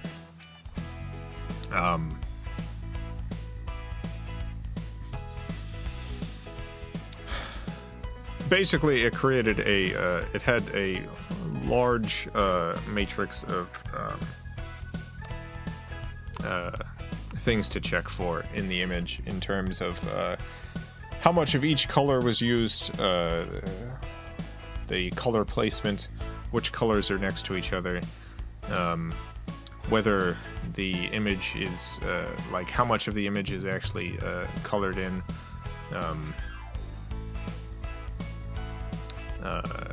what kind of white space is used, what areas of the screen have the most drawn on it, and it would take all of these attributes and it would assign different potential scores to them, and then the different responses that I had that could be sent back were each assigned ratings based on the different possible responses.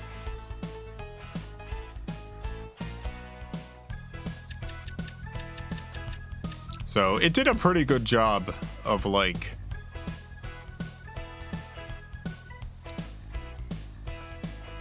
fooling most of the people into thinking it was a human response. Now, the responses were limited. Like there was, I forget how many of them there were, but there was like 20 or so responses that could be sent back. And the idea was, does this response make any sense in terms of what you've drawn? And if it does make sense, then, you know, people would think it's probably a human being who sent this response.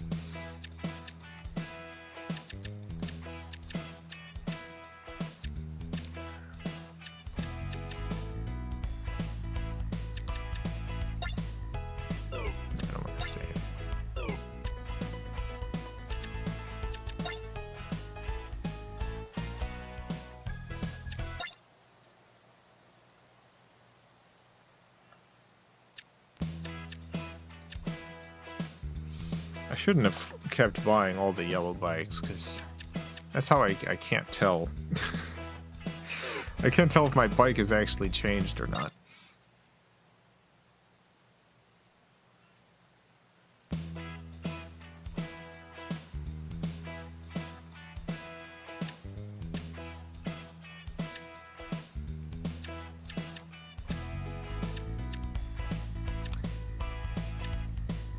There's all these bikes look essentially the same.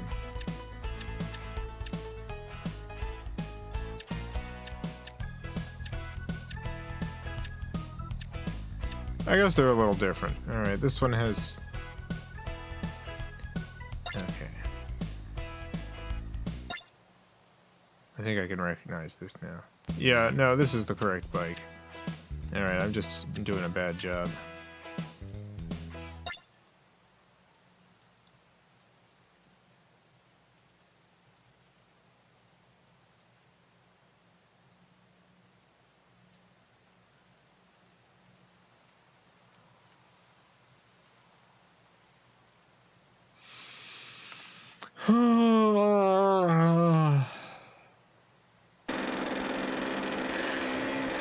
Anyway, I always wanted to do my own science fair project, and I never could. So I just did work for Josh on his.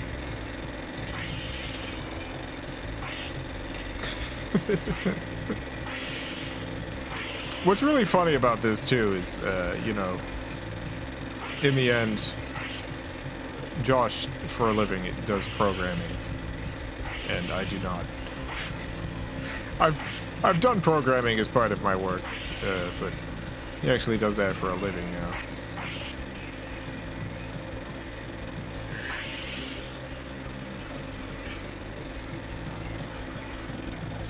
Secret Science Fair entry. Secret Science Fair entry.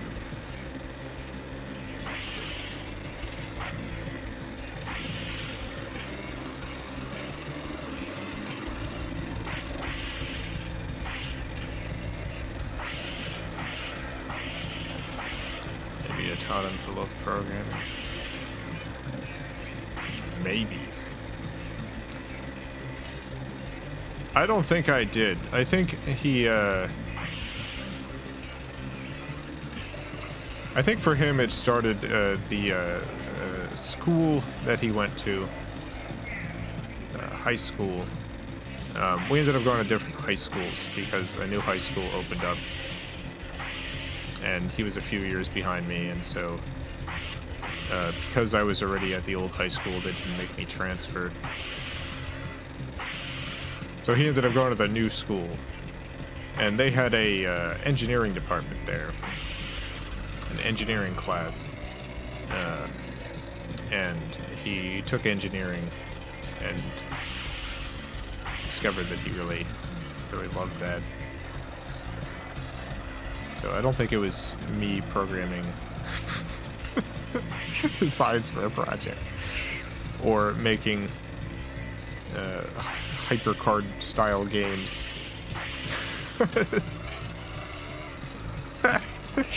On my iMac.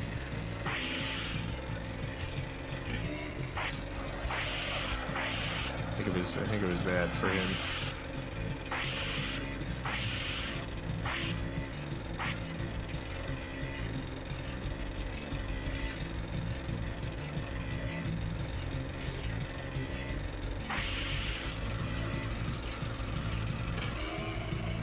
Bike better? It's the same bike.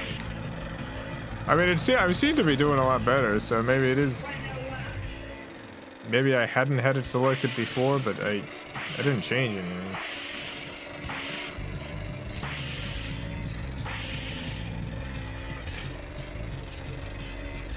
I discovered programming that young, I might have stuck with it.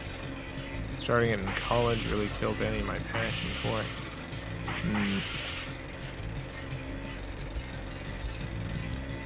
Yeah, I feel like in order to truly love something, you have to be doing it on your own time. Like,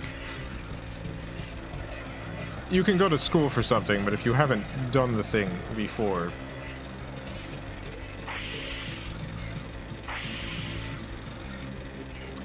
like if my first introduction to programming was school, it might have been a rough start for me.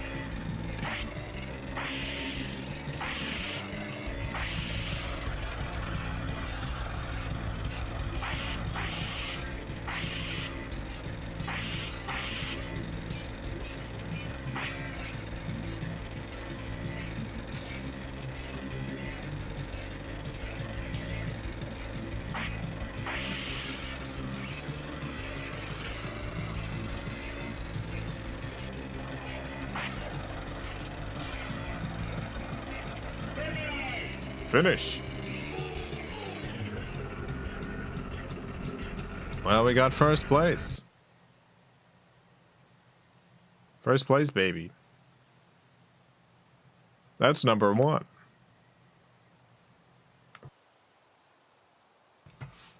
That's number one. Look at all that money.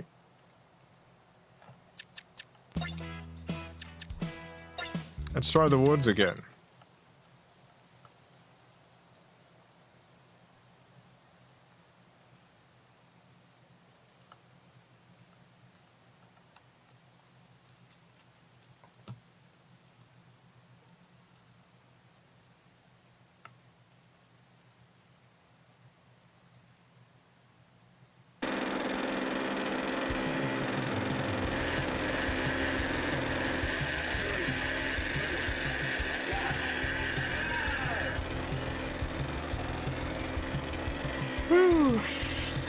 I think this is a pretty good game. Definitely worth the 1,500 yen.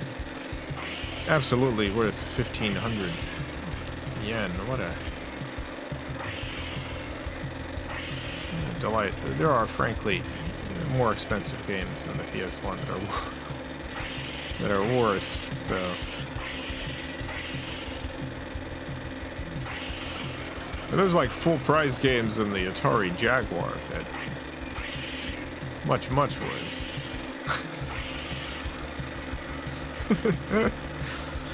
Good job with this game, Simple 1500 series. Another hit. Another great Simple 1500 game. It's the month of the Simple 1500. Simple 1500 month.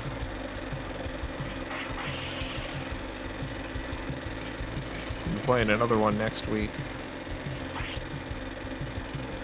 I want to fit another Simple 1500 game into the schedule, but I think that might be too much. I just love Simple 1500. Do we know the price of the Dennis Miller game in the last? We do not. If anyone could figure that out. Dennis Miller, that's news to me on the 3DO interactive multiplayer. What was the price of that? How much did that go for? Dennis Miller, that's news to me.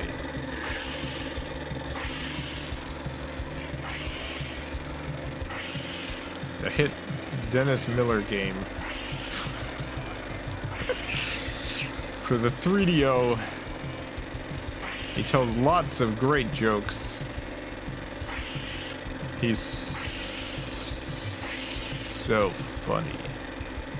He's so funny. He says so many good jokes. He's so funny. He's such a funny guy. His 3DO jokes, you won't believe them. They're so good.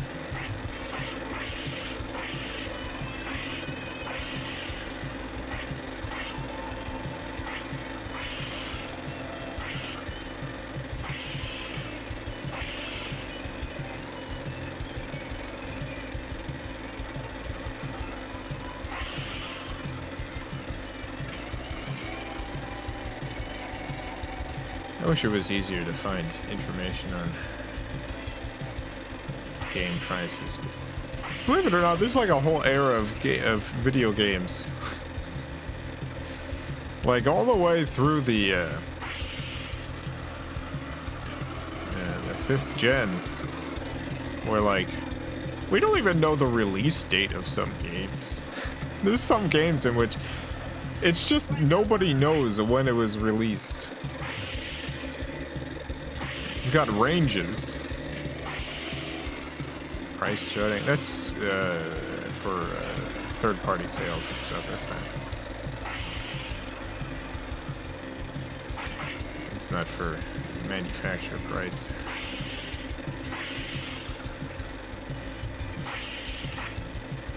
This bike does feel so much faster, so maybe I hadn't actually selected it before, even though I bought it. Maybe I was buying bikes and then not selecting it? I'm not sure. Because this definitely seems like a much faster bike. Like, this bike is so fast.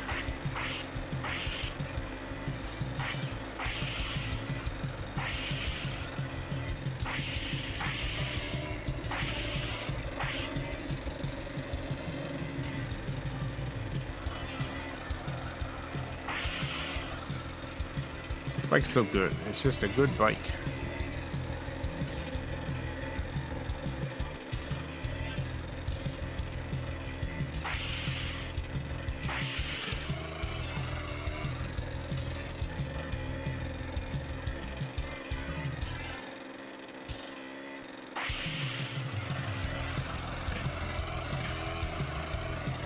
Goodbye, cow.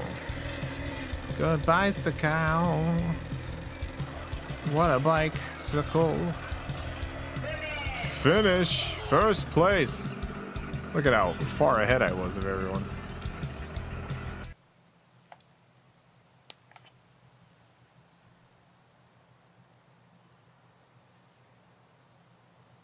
Complete copy of Dennis Miller, that's news to me, is around $30. Yeah, but that doesn't tell us anything about the release price. That's what I want to know.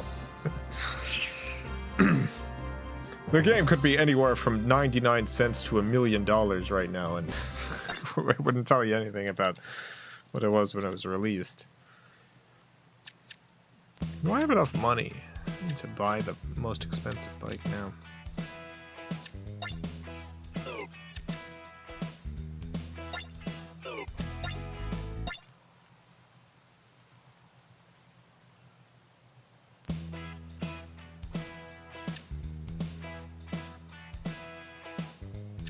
Won't actually let me. Interesting. Alright. Well, I'll save my game even though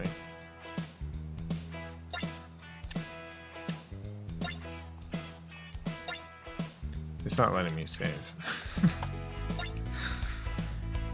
What's this saying? Let's see.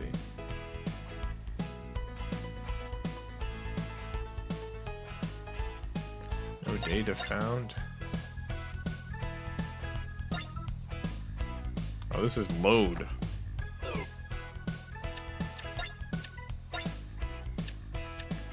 Here we go.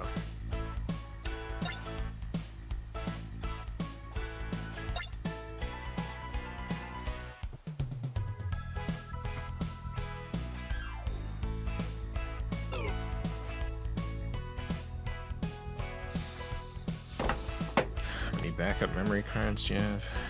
I think like 8.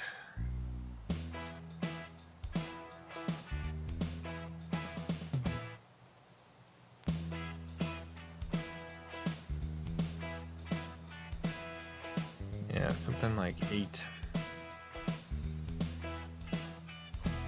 Oh, I got a PayPal. I don't know if Elizabeth is watching the stream, but thank you for the $45, Elizabeth. And the very kind note, thank you, Elizabeth. I didn't mention my. I don't think I mentioned my PayPal this stream, so I don't know if Elizabeth is watching.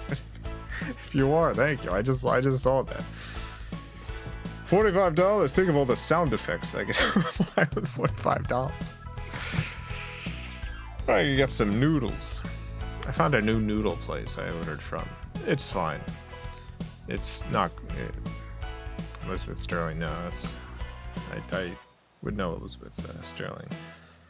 A different Elizabeth. I don't want to say the last name.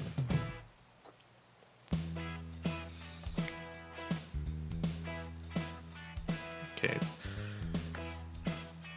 But yeah, thank you, Elizabeth. But yeah, I found a new noodle place, and I decided to order some noodles, and they were all right.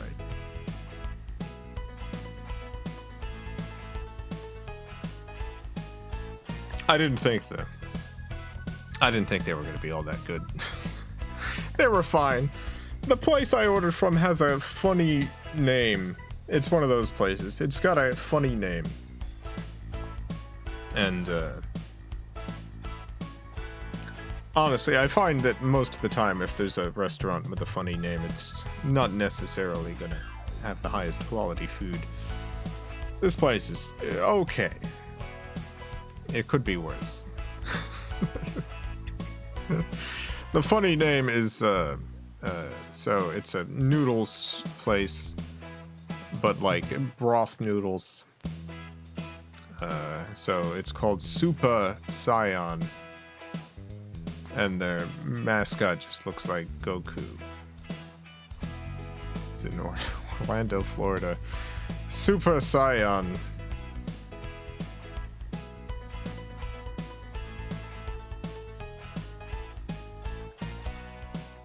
Got some noodles delivered from them. There was nothing wrong with, like, the quality of the food. It's just, a little bland. I'm spoiled on much better noodles. It was a little bland. Sounds like a smart business owner. Yeah, it seems like a very popular place.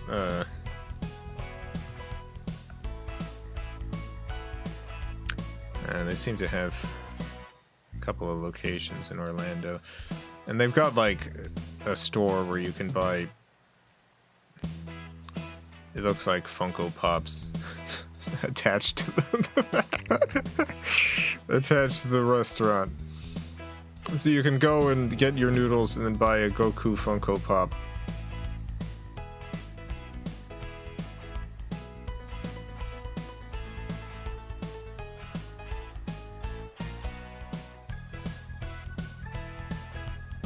If you so desire.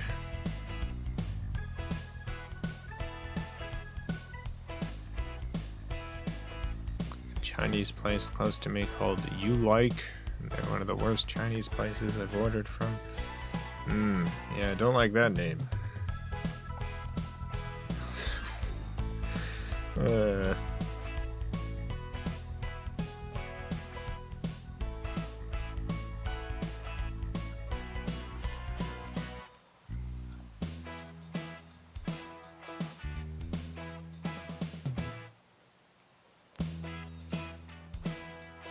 FilmCow memberships win. Every time I try to set up the memberships, they want so much complicated stuff with it. I like the Twitch membership thing because, you know, you have the users get very specific and obvious rewards in that, you know, you get the emoji, you get, I think there's some sort of ad break benefit that you get. I don't know. Big streamers can do membership mode or whatever for streams to make chat easier to manage for large streams. It all makes sense on Twitch. With YouTube, they want you to run it like a Patreon. Like I've got to set up reward tiers that are delivered to people, like digital rewards that are sent to them via some medium. It's like, and I've already got the Patreon, which is hard enough to manage.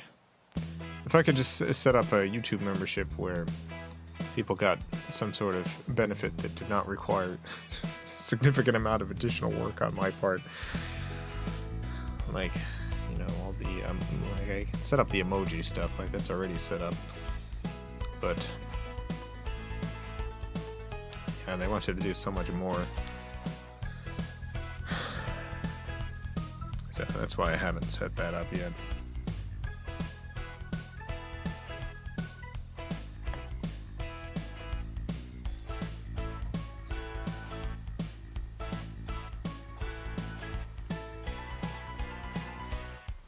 Do it, just don't offer any content or anything. You don't need to do that. The thing is, you do need to do that. This is not just as in terms of like, you don't just click a button and start the memberships. You have to fill out all the things, including what you're offering, and then you have to submit it to YouTube for approval. And they go over your thing and make sure it fits within their criteria before approving it. You do need to do that stuff.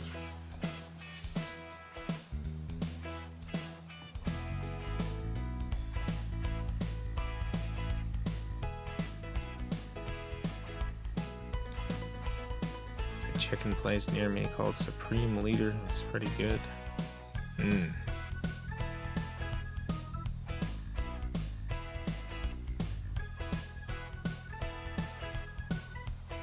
There's a restaurant around here called Dragon Court. That's decent. And I love thinking about it as a court of law. I love thinking about it as a court of law. Dragon Court.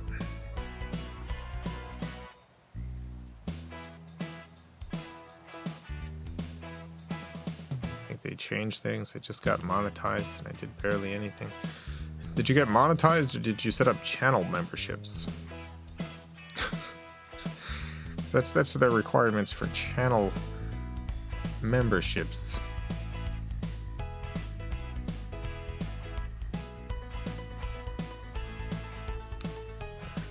Earn memberships.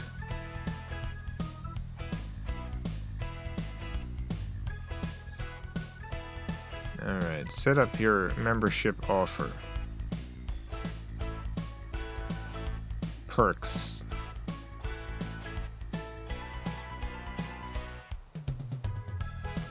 Let's see. Badges. Emoji.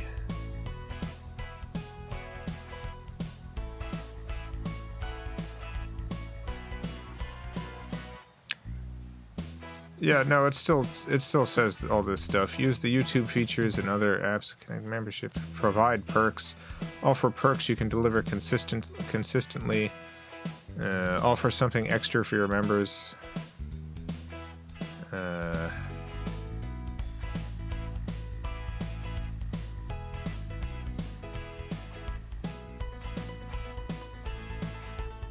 Yeah, and you can't submit this thing without setting up a, yeah, it requires a perk. Requires deliverable perks here. You can't even submit this without setting up a perk. And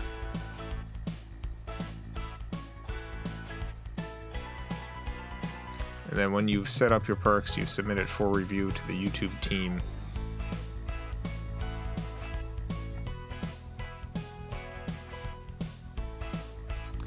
Choose what perks and what tiers of memberships. Yeah, I know you could choose this, so that's not the problem. The problem is having to deliver perks.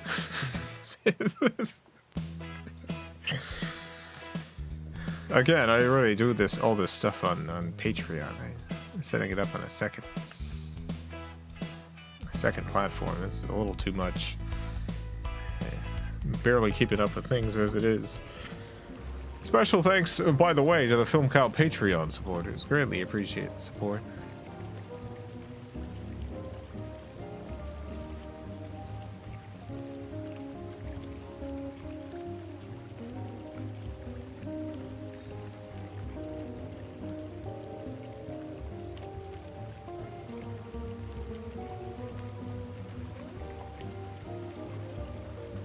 Dracula's not back, by the way. Dracula's not back. Don't let anyone tell you Dracula's back. It's a lie. Be back tomorrow playing Harley's Humongous Adventure. Harley's got an adventure, and it's so big.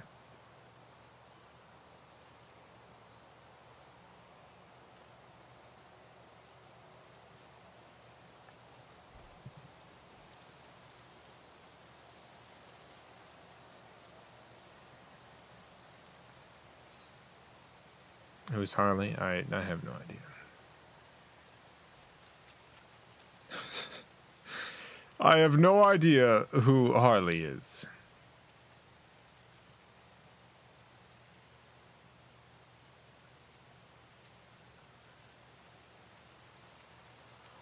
Can set up small tiers that don't give anything but your thanks or a green name in chat. You cannot do that.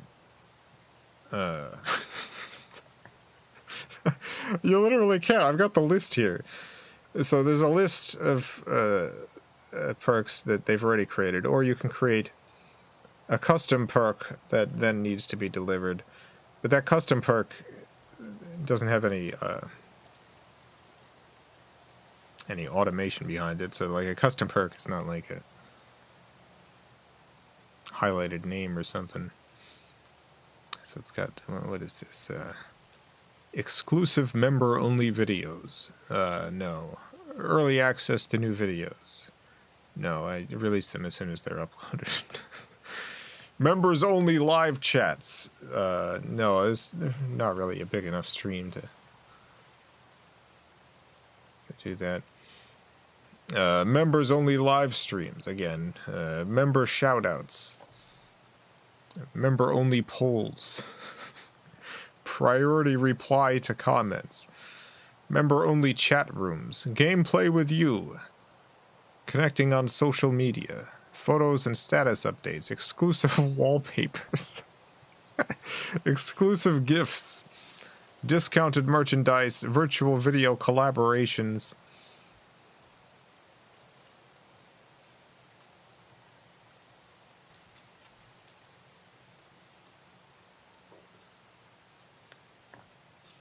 Wallpaper is the JPEG.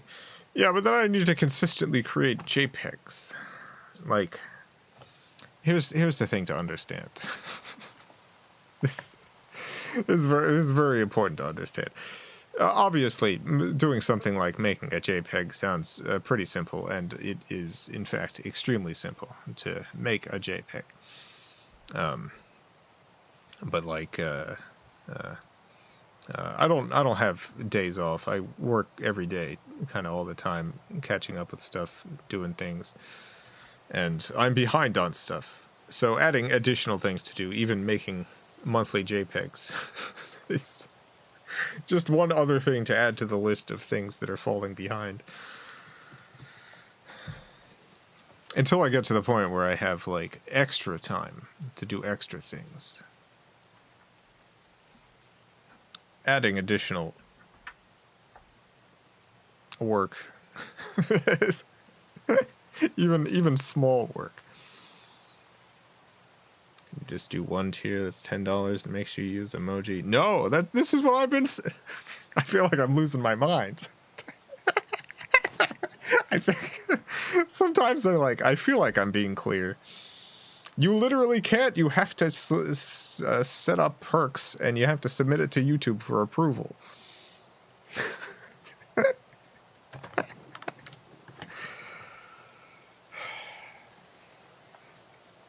You can't do any tiers that do not have perks associated with it.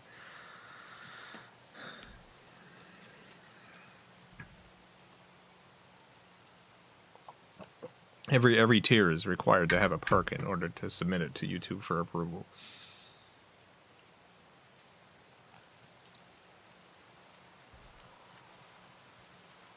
So yeah, if I could set up the membership system where the membership was literally getting the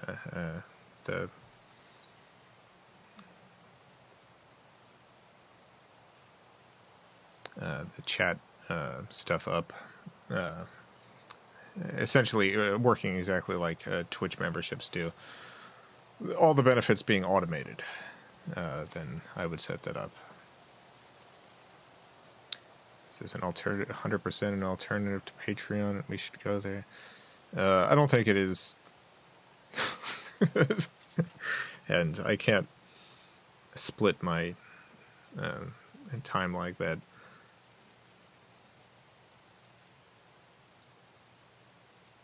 Like, I don't think it's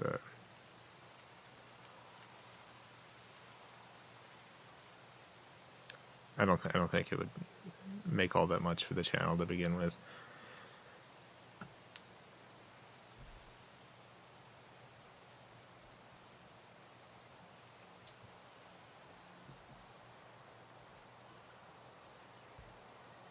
Like, stuff like super chats do well. Stuff like super thanks don't. This feels like it's going to be a super thanks situation for the channel. Like, I'm sure that there's a handful of like Video Game Valley regulars who would join this for the emoji and whatever, but it's not really a viable alternative for me for Patreon. If I was primarily doing like live streams and stuff, if that was like where most of my audience was here for, then it would make sense, just like it does on Twitch. But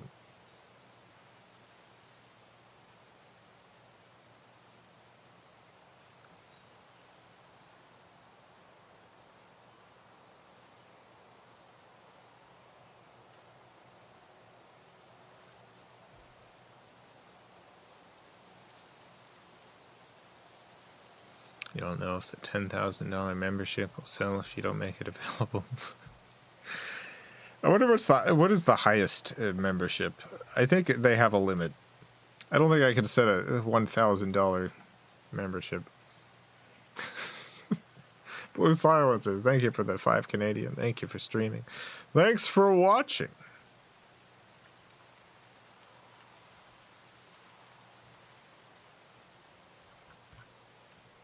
$499.99. That's the highest membership.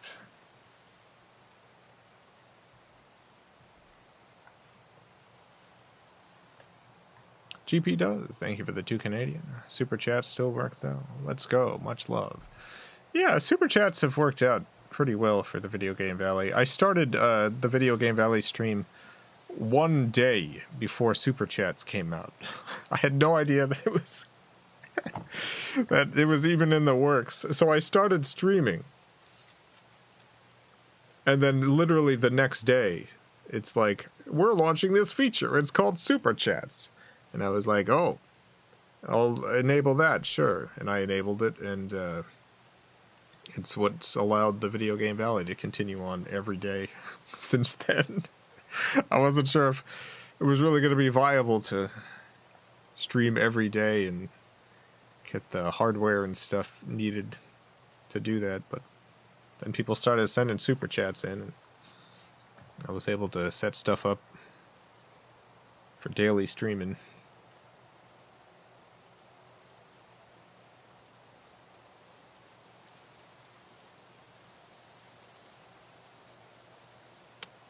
What inside information from Lord YouTube. Oh, I wish I had an inside track to the Lord of YouTube. Get information when terrible things are coming down the pipeline.